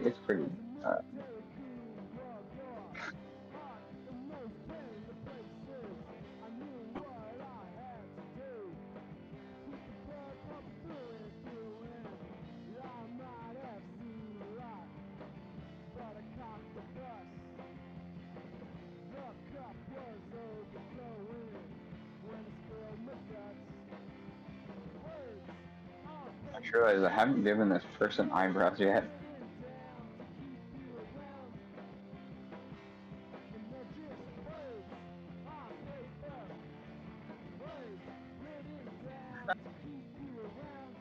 It's definitely possible. No eyebrows isn't even a surprising thing right now.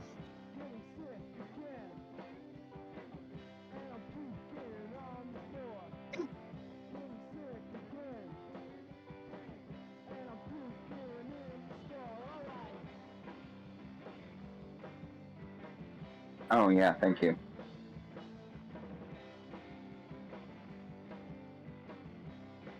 Oh.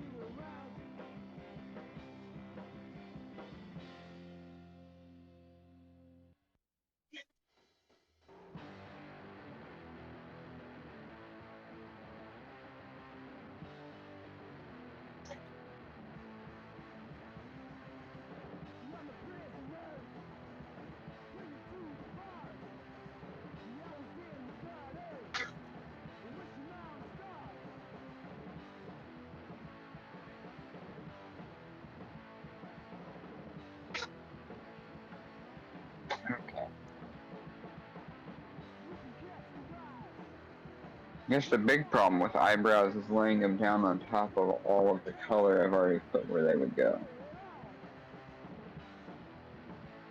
So let's do a little test. Let's see if it even will work.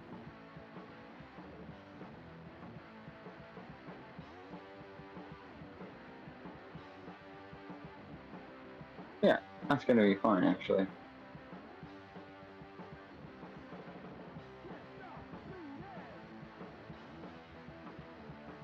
Oh, it's not a bad idea.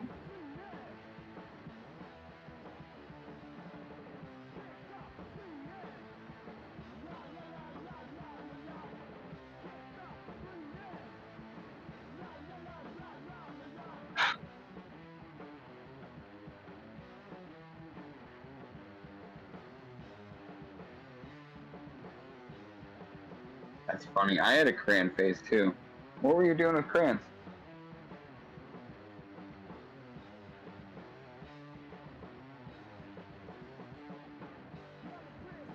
That's so funny. How do they keep up? Have you sprayed like fixative or anything on them when you melt them?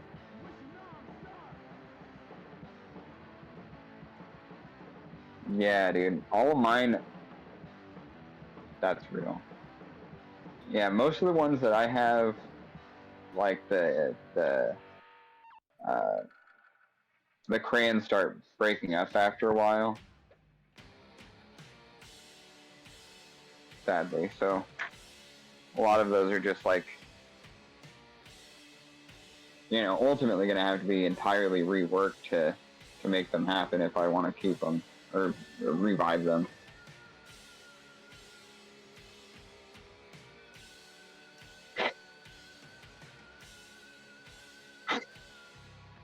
Oh, I don't know if I have tried that trick. That's a good one.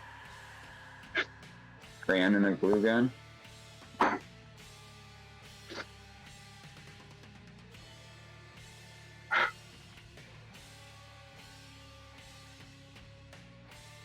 So funny. I can see where last week's drawing is showing up on this thing.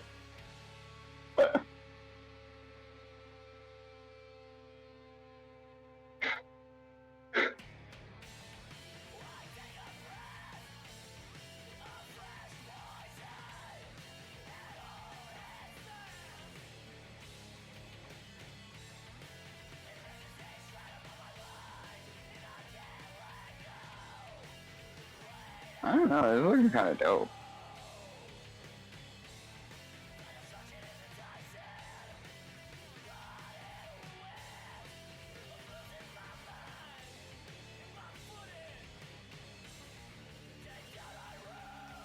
What's that?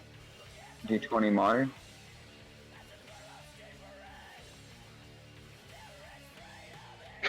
Okay. Yeah, hit me up if you got a D20 Modern character that you need a character sketch for, because evidently that's what vibe it's given.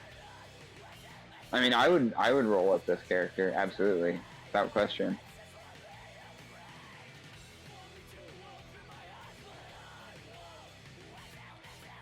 Dude, oh my god. Yeah, I don't know if you've tested it out, but that tabletop audio site, have you?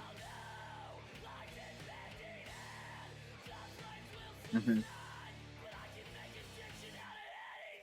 Dude, the settings for all of the different sound pads, like they had a kids on bikes one, and it's so good, and it's like all of the other settings are great. I really love the sound pad feature where you can just add a bunch of sound texture, even like combat stuff. I don't know how it would actually work in a game running it, especially like running one live, but um, definitely had a lot of fun messing with it the other night.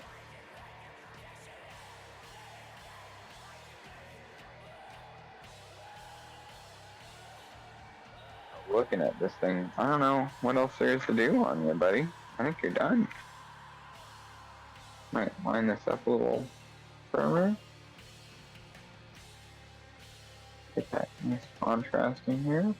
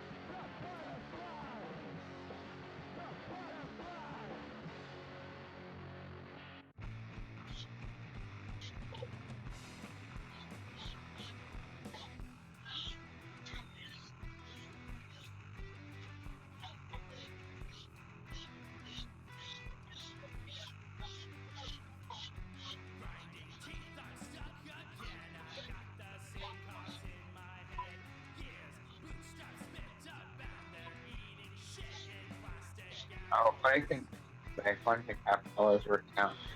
You ever like, okay, so context. I don't have Spotify. I am a weird person. I have never had a Spotify. I've had Pandora since basically it existed, which I know, cringe, but also I like it. So that's just what I use. And I've had it for so long that it's kind of randomized nature works. I've made it work. Work for me in a way that I really enjoy. So a lot of the time I just have it on the shuffle. I never know when I'm going to get next, and I like it that way. I still like to listen to albums sometimes, but like a lot of the time that's just how I listen at this point. Or like going and seeking out like friends of mine, music stuff, people who've been making stuff. Yeah. Majority of the time that's how I'm listening to music right now. It's just through Pandora's Shuffle. There he is. I know how ridiculous this sounds. Okay, just hear me out. So I was in my little apartment gym, and I have a mix that has a lot of different stuff on it, mostly like danceable or like energetic kind of music that'll help like keep me going, get me excited about what I'm doing, motivation, all that stuff. So today, I've been getting some a lot of really great stuff, a lot of stuff that I really enjoy, and like there was a little General Monáe, there was a little Lizzo, had Death Grips come on at one point. I'm eccentric, okay? Deal with it.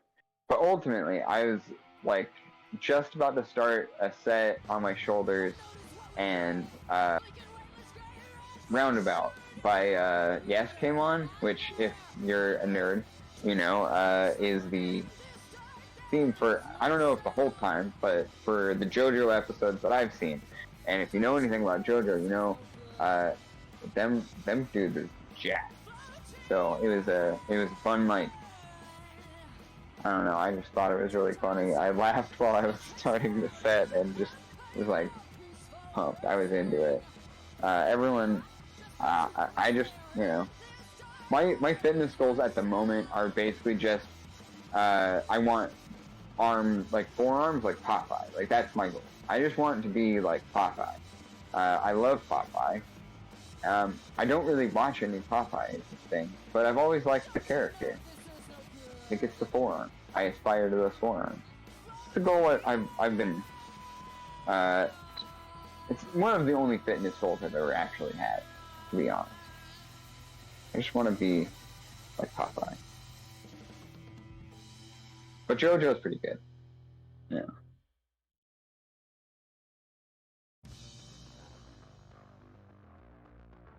Yeah. It's not the platform for my presidential race, but it would be a good, like maybe a slogan, maybe an ad campaign. I'll do a little like modern advertisement where I'm like, getting all new media about it because I'm like young and maverick, and I'd have like animated versions of me looking like Popeye or something, or I'd be shit. Honestly, I'd maybe be doing like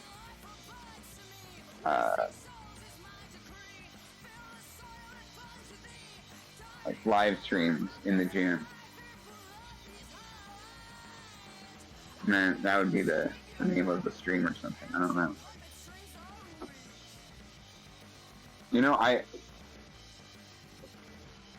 All I know is that it's gonna be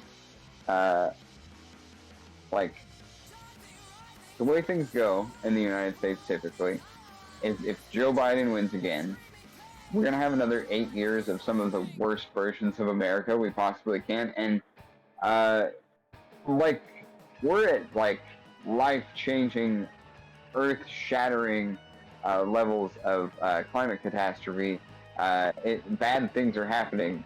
You just haven't seen it yet. It hasn't affected you personally yet. But we're on a tight timeline, folks. I don't think 8 years right now is what we need to wait for somebody who actually wants to keep humanity living on this planet in any kind of comfortable capacity, or wants anything for Americans that is good for us. It's going to be another 8 years of some of the worst versions of this country we could possibly have. And that scares me, because Joe Biden ain't going to do anything about climate change, and no Republican is going to do anything about climate change. After Biden, typically, pattern-wise, it's pretty consistent that Americans will choose a Republican for the next candidate, and likely win, right? Republican will choose. More than likely that a Republican will win in 2028. Just if you're looking at political kind of like historical patterns in the United States, that's what very likely, that's what might happen. And there's not there is a historical precedent for that happening very consistently. Not to mention, we're in a completely different political climate than we've ever seen before in the United States, where things are bad right now. If you haven't noticed, I'm sure you have. But things are bad, and and we need. I don't think the planet can take another 8 years of American incrementalism or like outward movements towards fascism. I think both of those outcomes are very bad for the entire population of the Earth, since the United States is one of the most powerful empires on the planet that has ever existed. We have ultimately made it impossible for basically any nation to try and topple us, mostly through our military might. We have bases literally across the planet, and we spend more on military, more on the U.S. military than any other budgeted expense that the United States has, by a large margin, and the largest on the planet. And that is the subtle threat of American capitalism, always looming over every other nation. And this is, really bad for the planet, is the thing. So yeah, I am terrified of another 8 years of American incrementalism. Knowing historical patterns, it's very likely that we won't have some kind of wild, radical saying such crazy things as people should have their needs met, and we could all work together towards that common goal of us all not living in below the poverty line for the majority of us.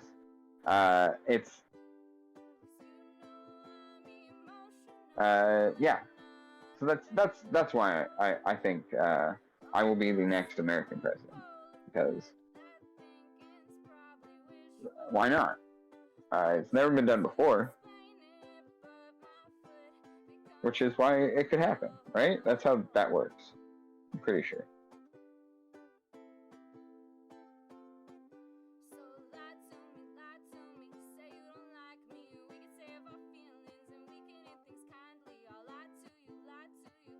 I mean, it would be kind of a meme. I am kind of memeing here, but also also kind of not. I would do it.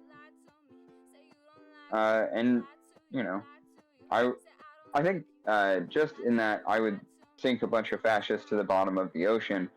In that aspect, I would be better than most American presidents. Welcome. Tonight we have a very special act for you.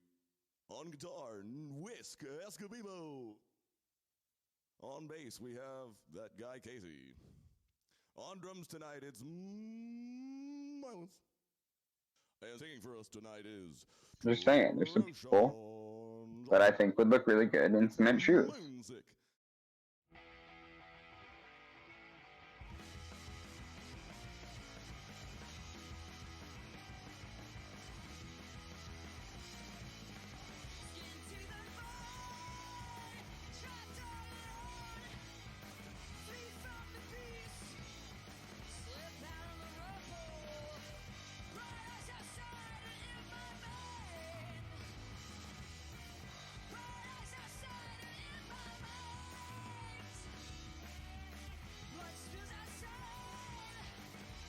I know that sounds crazy, but it's literally no different than what they're trying to do to me and people like me.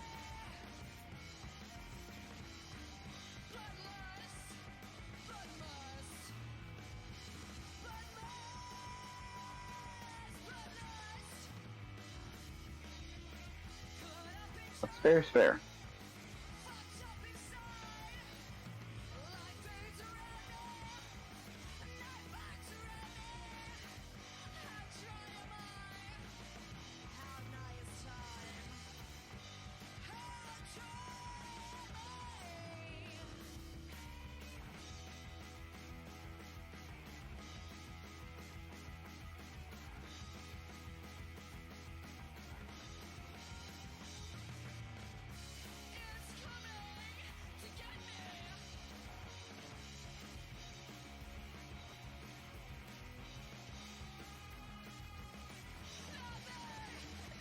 Okay, my hand is all kinds of different colors. I don't want to touch this light color on the face yet, so I quickly rinse off. I mean, I'm just saying, if the conservatives get their way, everyone will be under the sea. Except for Kevin Costner, after he grows some gills. Isn't Waterworld good? Am I insane? Why does no one have, like, a great, like, video essay? Maybe I haven't looked hard enough, but, like, I feel like Waterworld is an unappreciated, prescient classic, talking about something, like, decades ago that is, like, only getting scarier a possibility. Waterworld is so good. Like, there's a lot of silliness that goes into the production. I mean, it's kind of over the top. It's very over the top, and you know, you don't get a lot of the like. There's not like a ton of radical messaging other than it's very simple, obvious, like overarching idea, which is we need to not destroy the planet or the ice caps will melt and we'll all fucking drown. But that's an important thing to say, damn it. And there's not been a lot of movies that are like willing to say it and say it loud and with their chest why it's happening. So I don't know. Waterworld's sick, dude. Waterworld's sick, Dad. I don't like Waterworld. What's going on with y'all?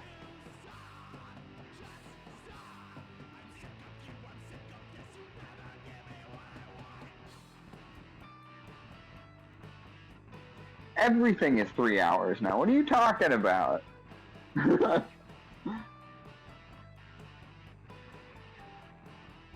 Honestly, it's not like... Have you seen it recently? Because it's not paced poorly. I mean, I would absolutely say that about The Postman, but Waterworld doesn't feel like 3 hours. It feels like maximum 2 hours. I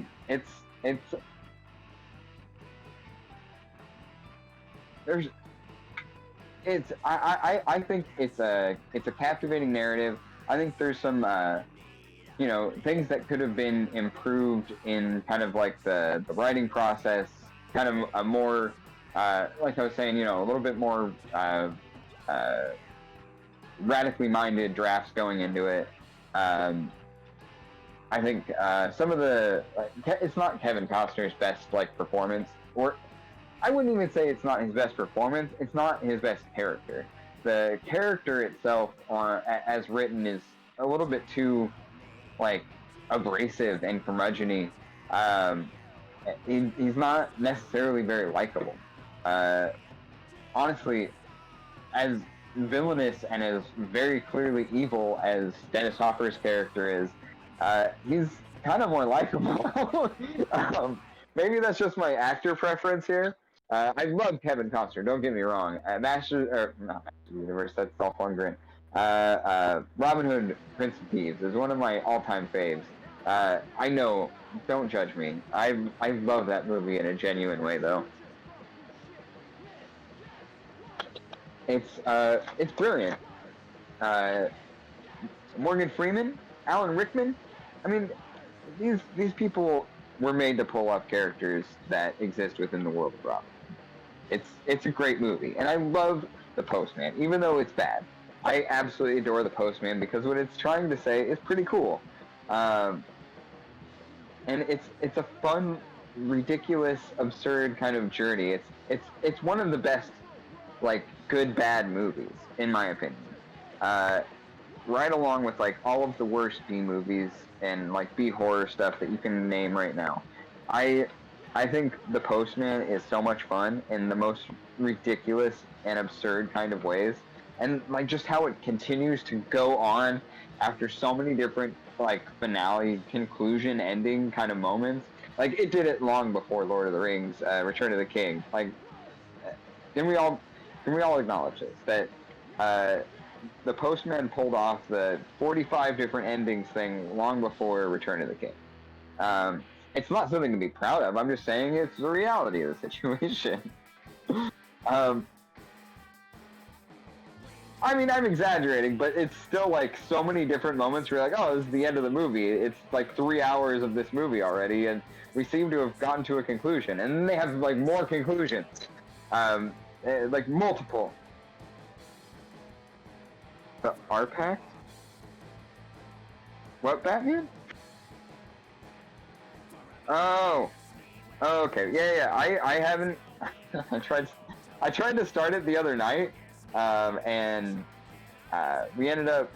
It wasn't like I didn't want to continue watching it. It was just like we were doing other things, so they took precedent.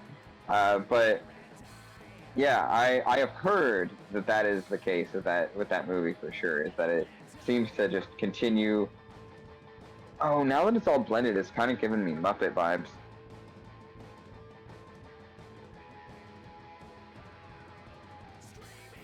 Yeah, totally.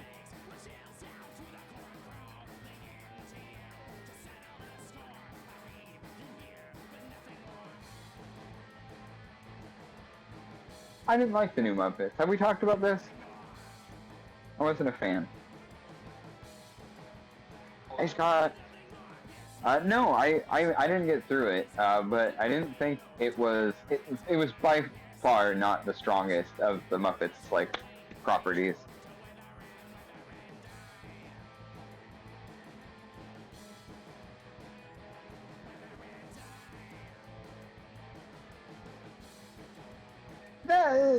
That's,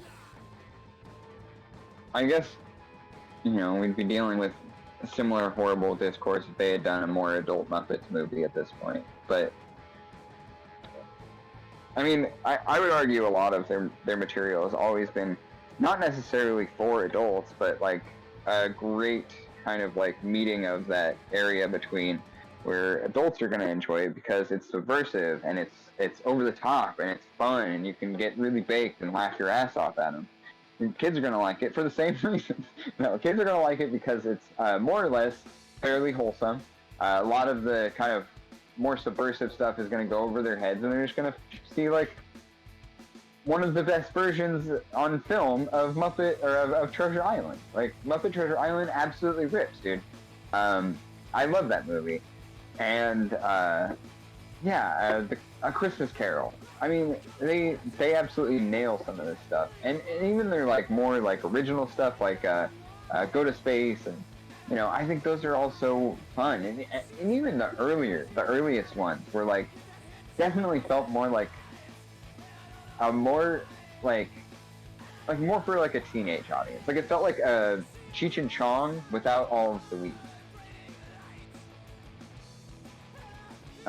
So I don't know. I like.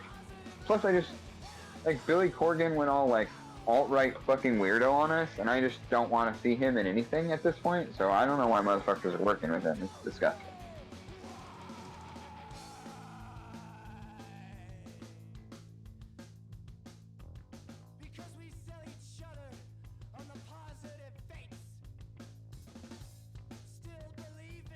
Taj Mowry, he was great. Taj Mowry might have been the best part of the show, if I'm being real with you. And I love the Electric Mayhem. Huh?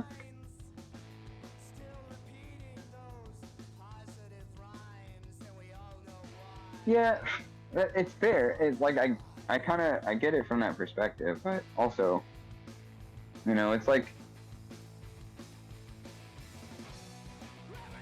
I don't know. I didn't enjoy it. I wasn't having fun with it, so I never ended up finishing it.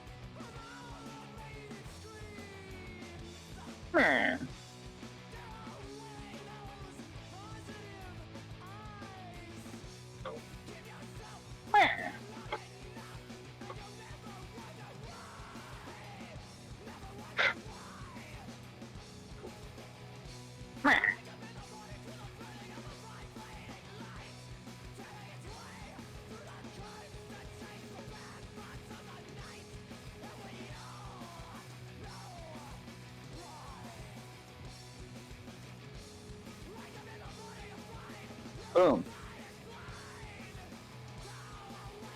Alright. I'm calling that done. All nice and blended. See if I can tear this out without ripping it. Okay, did it. Give you a little peek at it right ways, right side up. While I think about if I'm gonna do another drawing or just switch gears entirely. I don't know if you know this, but there's like a lot of instruments to my left right now, like a lot of them. And I mean, let's count. 3, 6, 9, 10, 11 or so instruments. So I can make a lot of noise for a little while. As a nice cap to the show. Maybe I'll show. I was talking about trying to get out and play more music. Maybe I'll show you some of the songs that I've been reviving from my past.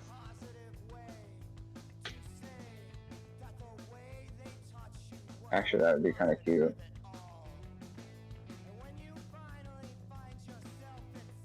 Alright. I'm not opposed to this. Yeah. Keep your eyes out, folks. I'm gonna be doing an open mic, a Nerdcrafty open mic, once a month.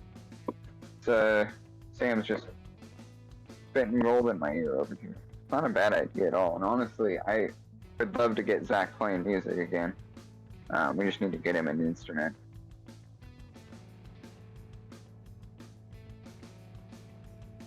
But, yeah, No, Zach plays bass. He's one of the best basses I've ever seen, honestly. Like, and I mean that in a completely unbiased. Like, I know I'm like he's one of my best friends on the planet, but I feel like I can really say this unbiasedly because I've heard it from so many people. But Zach is one of the best bassists I've ever seen live, and he wasn't always that way. But after about a year or two of Boilermaker, Zach could play anything. He got just phenomenal. And he always had a really interesting ear and approach to playing the bass. Super melodic and really just aggressive approach to it, but in a really wonderful way that he could play. He could play, yeah. So, you know, you could get him an accordion, but I wouldn't recommend it. What if I don't throw any pencil down and start drawing with the chalk? It's scary. It's scary. Let's do it. This might not be like anything. Just a bunch of colors. I'm not trying to do anything anyway. No, I mean, I have no, like, intention for this piece, I guess, is what I'm trying to say. It's, I mean, literally a blank canvas. I mean, paper, but... So I'm not trying to achieve any specific, like, effect or character or no goal, no objective, just fucking around.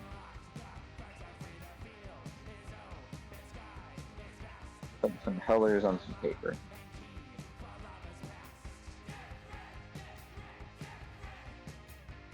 A really warm palette going. I guess that's one thing we could say about it. Notable.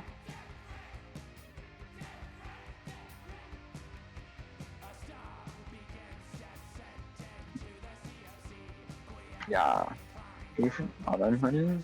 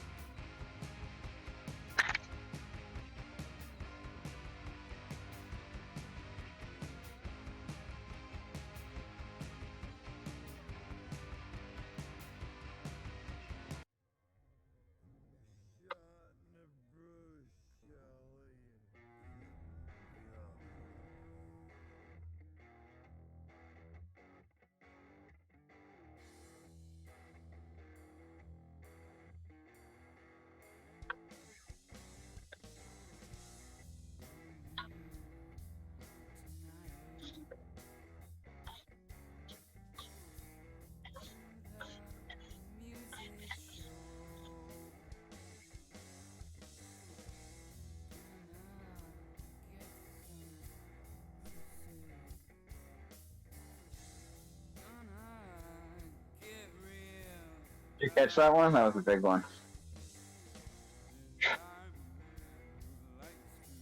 Oh, I thought you might have seen the big cloud that I blew up.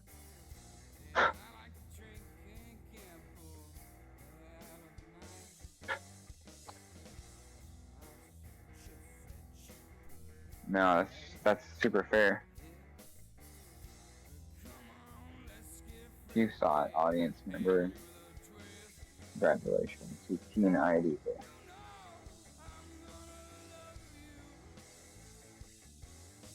Yeah, I don't know. Maybe only one of them caught it.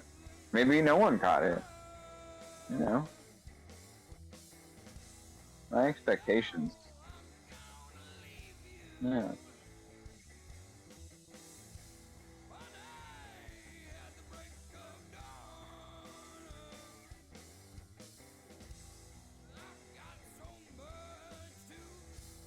I'm mad at that.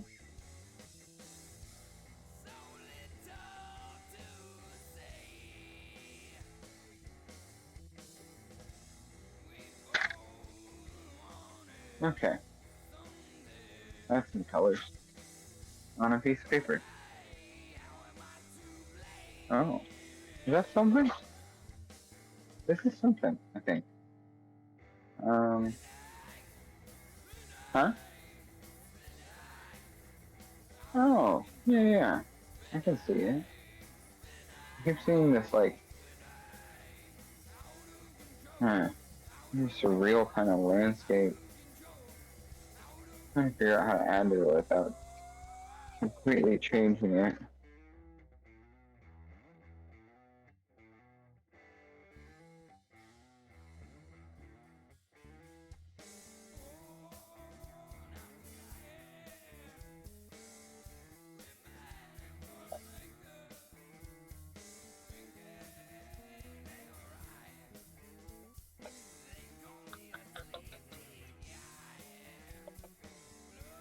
Ooh, ooh, ooh.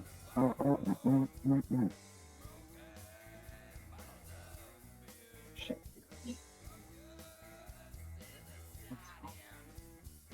Looking for a specific piece of equipment I don't have with me. I think this will do fine.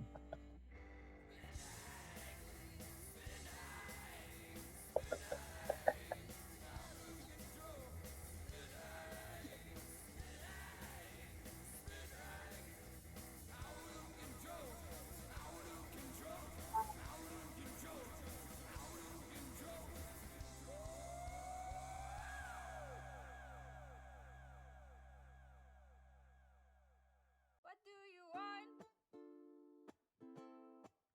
What do you need? Why did you come? Who do you see? It isn't me. It isn't me. I walk a road whose valley deep, or so I'm told. Shit ain't for free. It's not for me. It's not for me. But you didn't come here for nothing, or even to see how it could have been. No, you came here to change things, 'cause there's such a thrill in difference. Who do you want? Who do you need? What makes you come? What makes you bleed? Could it be me? Could it be me? Hmm. The river goes into the sea, or so I'm told. Would you believe? It's not like me. It's not like me. But you didn't come here for nothing, even just to make my head spin. No, you came here for loving, but it doesn't make a difference. No, it doesn't make a difference to who you are. Do it for me. Do it for fun. Do it to please. Oh no! It's not for me. Found this perfect little spot with this one, It's not for me. where it just has all these little ridges. You're not for me. I don't know if you can see all the little things that it's doing, but it's really lovely. So I've been using it for long enough that it's starting to wear down a bit.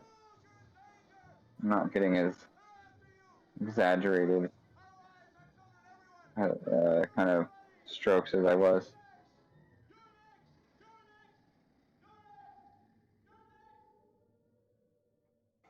Okay, we can fix that with a little technique.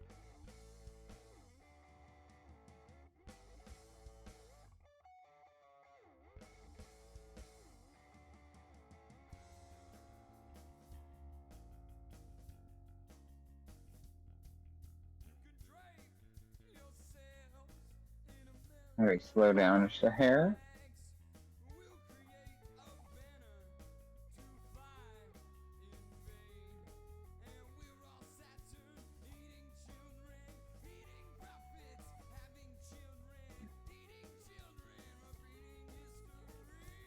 Oh, perfect. Okay.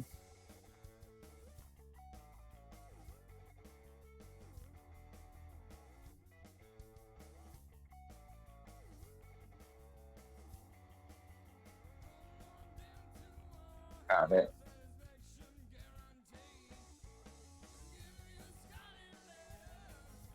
Oh, okay. Now we're cooking.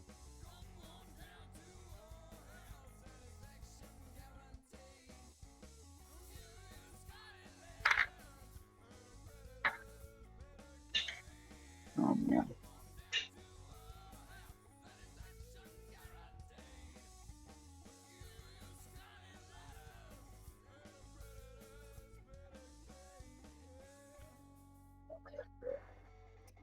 It's working.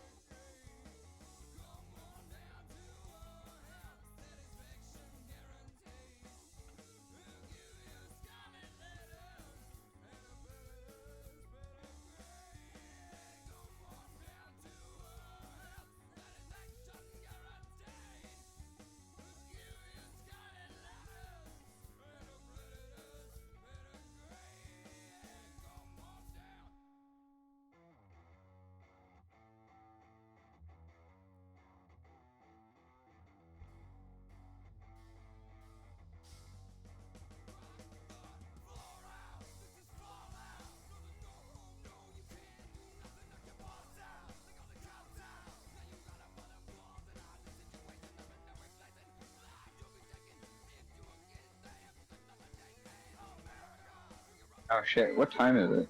How much time do I got? Okay, cool. I really got into a thing here, so I wasn't sure how long I was out of it. Thank you.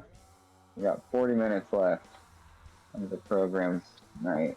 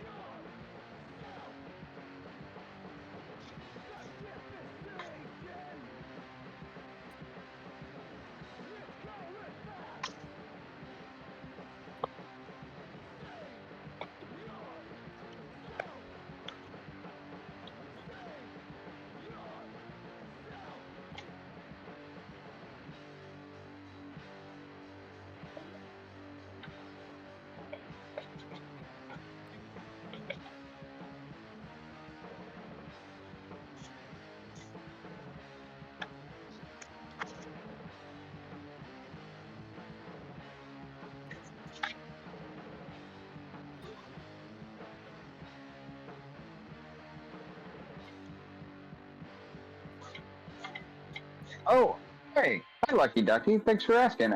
This is a very cheap set of chalk pastels. I think my mom probably got it at Michael's for me one year. Honestly, I've seen them as recently as like 4 or 5 years ago at Michael's, so I wouldn't be surprised if they still have them. But it's like a chalk pastel, I think is how it's labeled. It's a very interesting medium. It does kind of work like a mix between pastel and chalk, especially as like finished effect. Um, but yeah, I would recommend it, especially what kind of art do you do?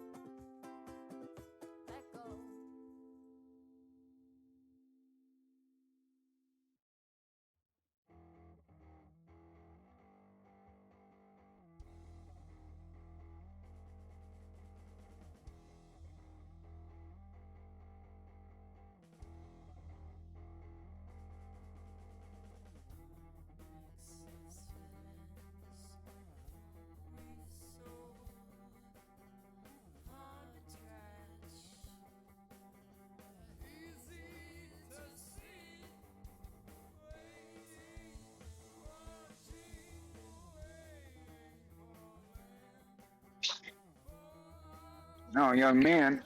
Oh, you making messes?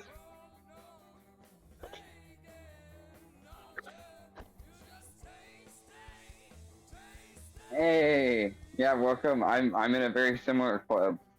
I've always liked to do both, but before the last year, I'd kind of given up on uh like physical mediums, generally just preferring digital art. And yeah, God, I've talked about that. Yeah, it's definitely something I talk and think a lot about, just because yeah, I'm able to do a lot in digital that I can't really do in physical mediums. But physical mediums put me back in touch with like a very necessary part of my like artistic past, and it's gotten to the point where it feels nice to go back to it. And so that's I've been doing, I think, on like week 6 or 5 of doing exclusively physical mediums on the live stream. And yeah, honestly, it helps kind of promote more conversation in this context. Kind of gets me a little bit more, yeah, ready for those kind of encounters where I get really internalized when I start doing digital, and really just tend to, in some cases, overthink it, if I'm being honest. But yeah, so I've been preferring doing digital on stream, or physical mediums on stream.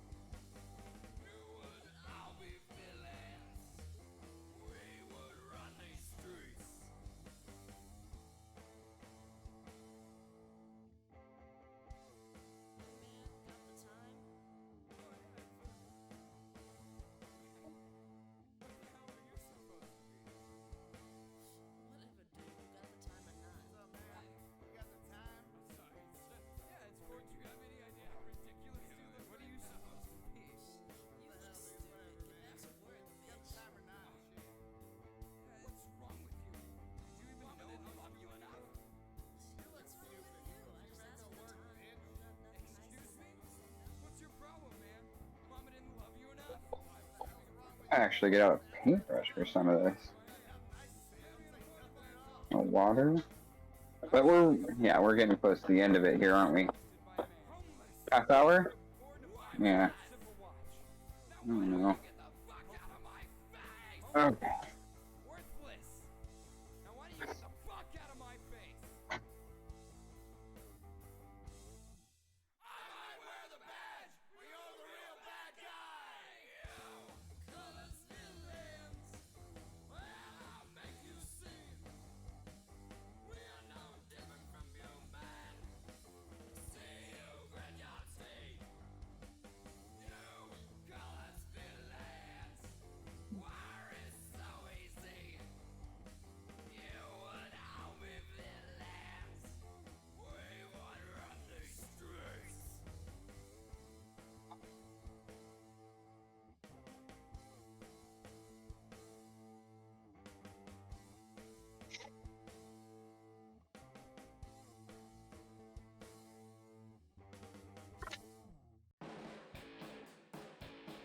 You know what?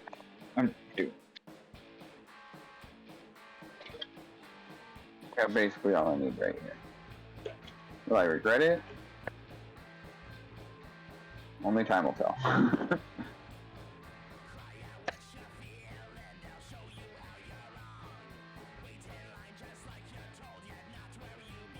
Alright, going with that single little brush.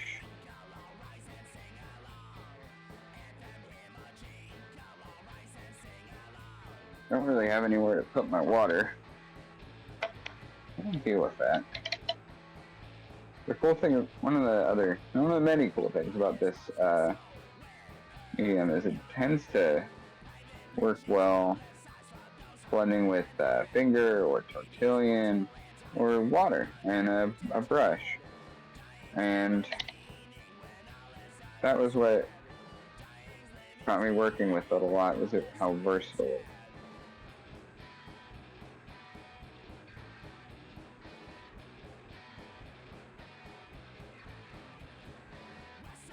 So I will admit, now that it's been blended, it's not probably going to take to the brush as easily as it would have.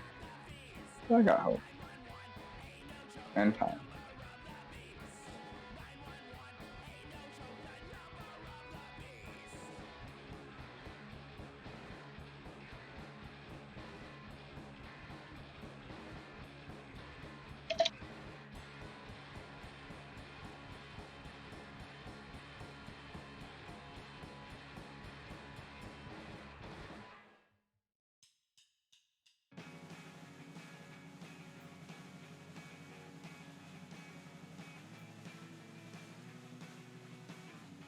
Oh, but yeah, I meant to say, thanks for asking, Lucky Duck. If you haven't, join the Discord. We're always looking for players for games of You Awaken in a Strange Place, the TTRPG, and other tabletop games, but we're also always got stuff going up over there from our many projects. So it's a good way to keep track of what we got going.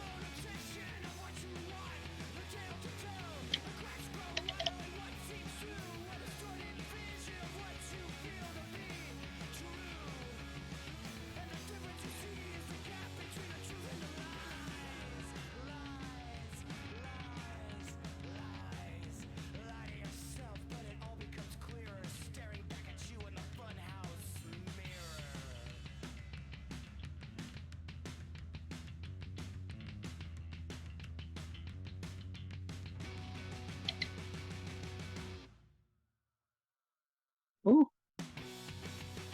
Got a little drop on there. Shit. Wait.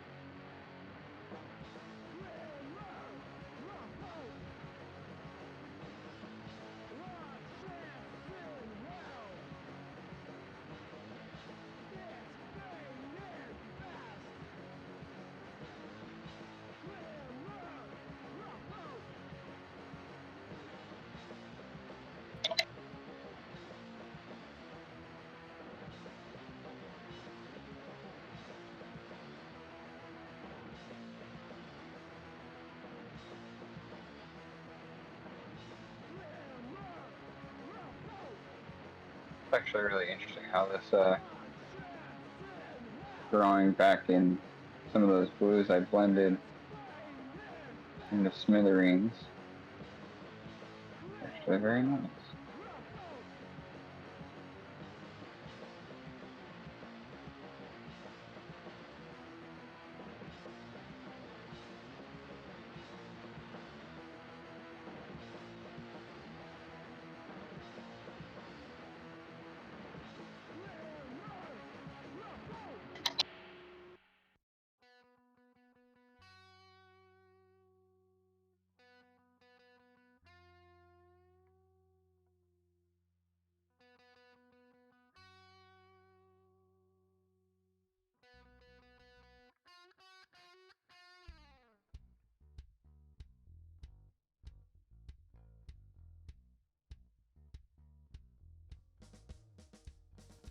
Oh, I didn't say this earlier, but I will say, I should say now, that this can be a little rough on your brushes, but kind of crazy.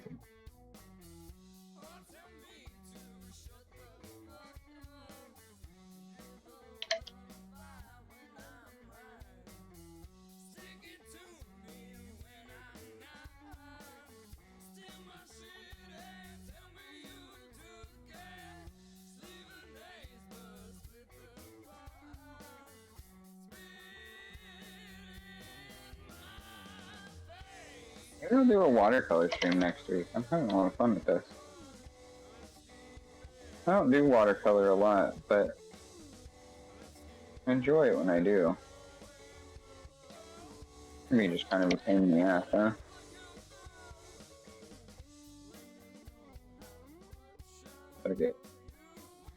Gotta get out your special paper and all the special tools for it.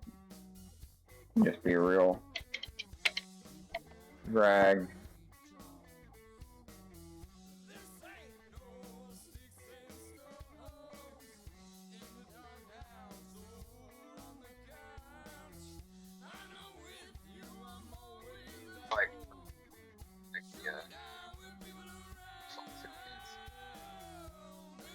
Yeah.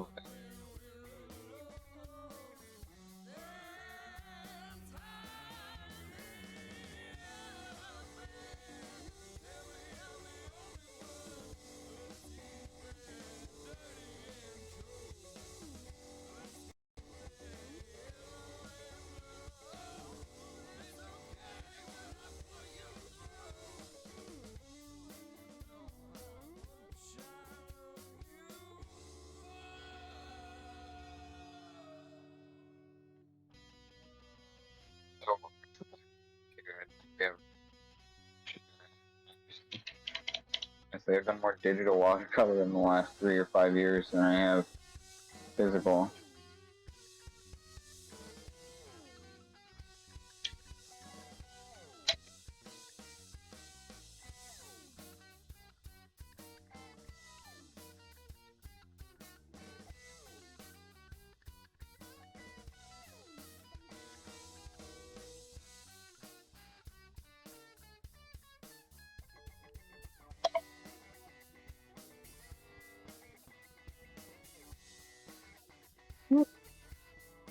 This brush be brushing right now. I'm 11. Doing all my work for me.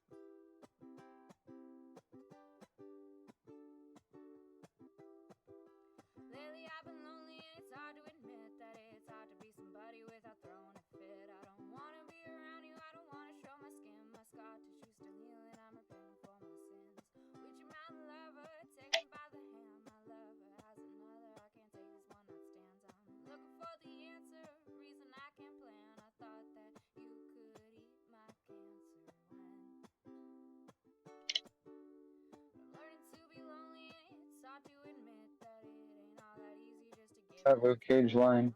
Sweet Christmas, right? Is that it? Like one of his like long-time catchphrases.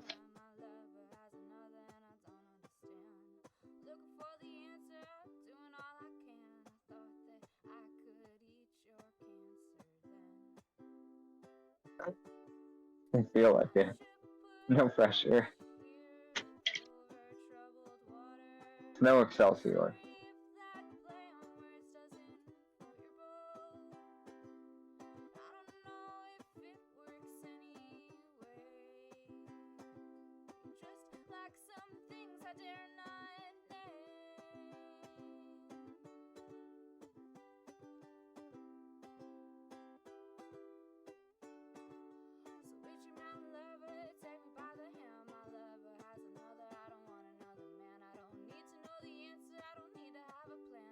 It's perfect. It's so hot. This is just picking right up. Or, drying right up.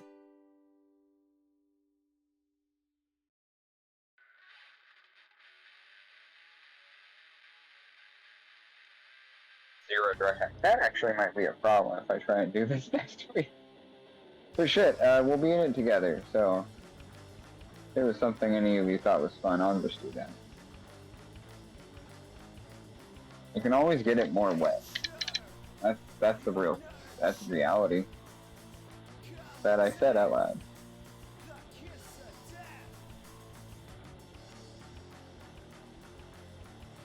Working on some watercolor. It's not wet enough.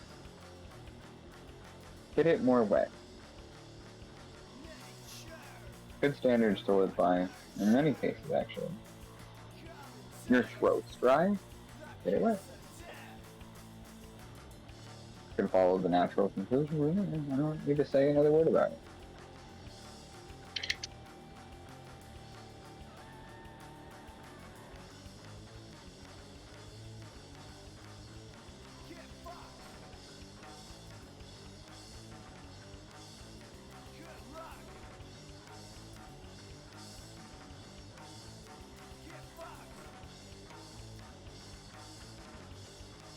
Yeah, that was, I mean, ultimately why they were doing that team up in the comics anyway, or in the shows that Netflix did a few years ago. Was like Power Fist and Iron Man were like an old school team up that, you know, nerds love. You know, I don't know why those shows were successful up until the last couple. I don't know why we didn't get more like very loving adaptations like those tended to be. I think some people would argue that they're that good, and they're not like amazing. But honestly, I think we got some really great Marvel moments out of those shows. Even honestly the worst ones, even Defenders, even Iron Fist.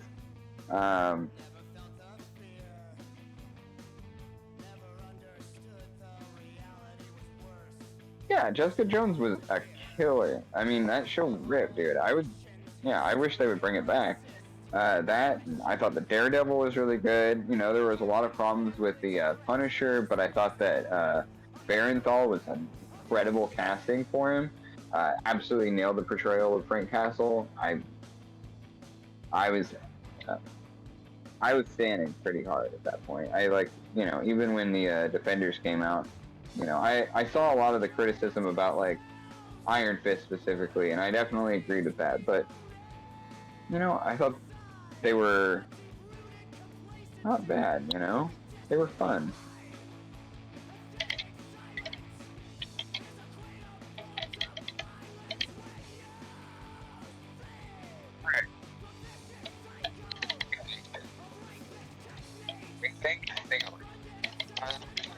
Damn.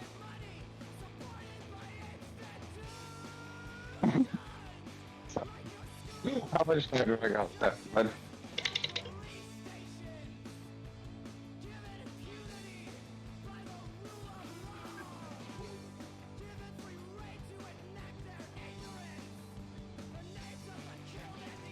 Yeah. Well, I think I'm done with this one now, too. How much time do I got left? Hey, that's the perfect amount of time I wanted. Got just a few minutes left, folks. So if you're there, I want you to know, join the Discord. You can find me at Lava Submersible on TikTok and on Instagram, and that's basically the only places you need to find me. I am available for commissions. Oh yes, you can also find me on Venmo if you like what I did today and you feel like my work deserves a little bit of payment. I would be forever grateful for any contributions, and I do not expect it. So, but it's there. It's available if you think I'm worth it. Yeah, I want to say thank you to everyone for being here today. We have the Discord, like I mentioned. You can chat with us there, find out about any casting calls we might be doing. You can hear about our upcoming programming, and even possibly contribute if that's something you're interested in. Just hit us up on our Discord. Should be links right there in the chat for you. We have new episodes of both Iron Hearts and You Awaken in a Strange Place coming out soon. In the next few weeks, we hope to have those out to you, edited and ready. And you'll be able to find those on our YouTube channel. So please give us a look there. You can watch any of our previous programming, obviously. We have quite a bit of it. We've been making content on Nerdcrafty for about a year now, and in the process, we've accumulated quite a bit. So definitely go check out what we've got up there. I do these every Tuesday from 3:30 to 7 o'clock. And I'm on a streak of doing a lot of physical mediums, specifically with this chalk pastel stuff that I've had this old box for, probably close to 10 years at this point. So it's lasted me a long time, and I have a whole new one ready to go that I bought right before we moved down to Los Angeles to take its place as soon as I'm done with it. I'm also looking to cast some more shows of You Awaken in a Strange Place, so you'll be able to find me talking about that in casting calls on the Discord channel. You can also, of course, hit me up in my DMs if you're looking for to get in a game, but ultimately you'll eventually end up at the disco. And you can also feel free to hit me up if you have any commissions you'd like me to do, any kind of work. I'm an actor, I'm a musician, I'm a artist, and I have so many manifestations of what all of those words mean, it's kind of hard to keep track of them all. And I'm not trying to sound braggadocious or whatever, it's just I like making art, and I like making it in so many different mediums and forms that I refuse to be contained. And that's where I'm at with that. So, yeah, you wouldn't, I'm not gonna say that makes me look worse. Most of the people I've drawn inspiration from were in a similar way or in related ways. Very difficult to pin down to one style of art or one of any style of medium of art. So, I guess that's just how I've always felt. Like, we all act it. I mean, everyone acts, in my opinion. And we all act every day. That's just, it's one of the normal modes of being is pretending you like something. And there's not much of a difference between pretending and acting. But yeah, I mean, who didn't draw when they were a kid? Who didn't sing when they were a kid? These things just eventually get shaken out of you and told you need to change.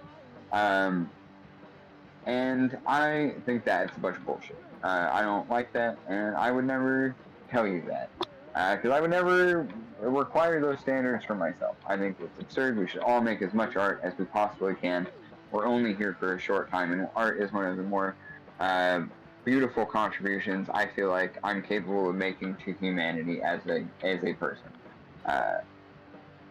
So yeah, I'm also running for president. If you didn't hear, I am 36 years old. 2024 is next year. I will be 37. That is old enough to be president by 2 years. So I'm going to be running for president. You should definitely vote for me, mostly because I have a zero tolerance policy for fascists, meaning that who knows what will happen to them, but they won't exist anymore. That's just a little. That's just a little fun time for me and you to figure out. Also, yeah, I can't be worse than any of the other presidents we've ever had in the United States. What a bunch of bastards. Fuck all of those guys. They were terrible. I would be the hottest queer president. I would be the hottest leftist president that we've ever had. And I would be the hottest Lebanese president we've ever had. Those are, why wouldn't you want the hottest queer Lebanese anarchist as the president? Like, it's the first in history. So many firsts. And that's what I have to offer to you. Lots of firsts. But thank you so much for coming. I am Weston. You can call me Lava Sub, or whatever nickname you like. I'm fine with it. I like nicknames. You can find me here next week. You can find our material on YouTube. And I hope everyone is taking care of themselves, taking care of each other. And I wish you a good journey.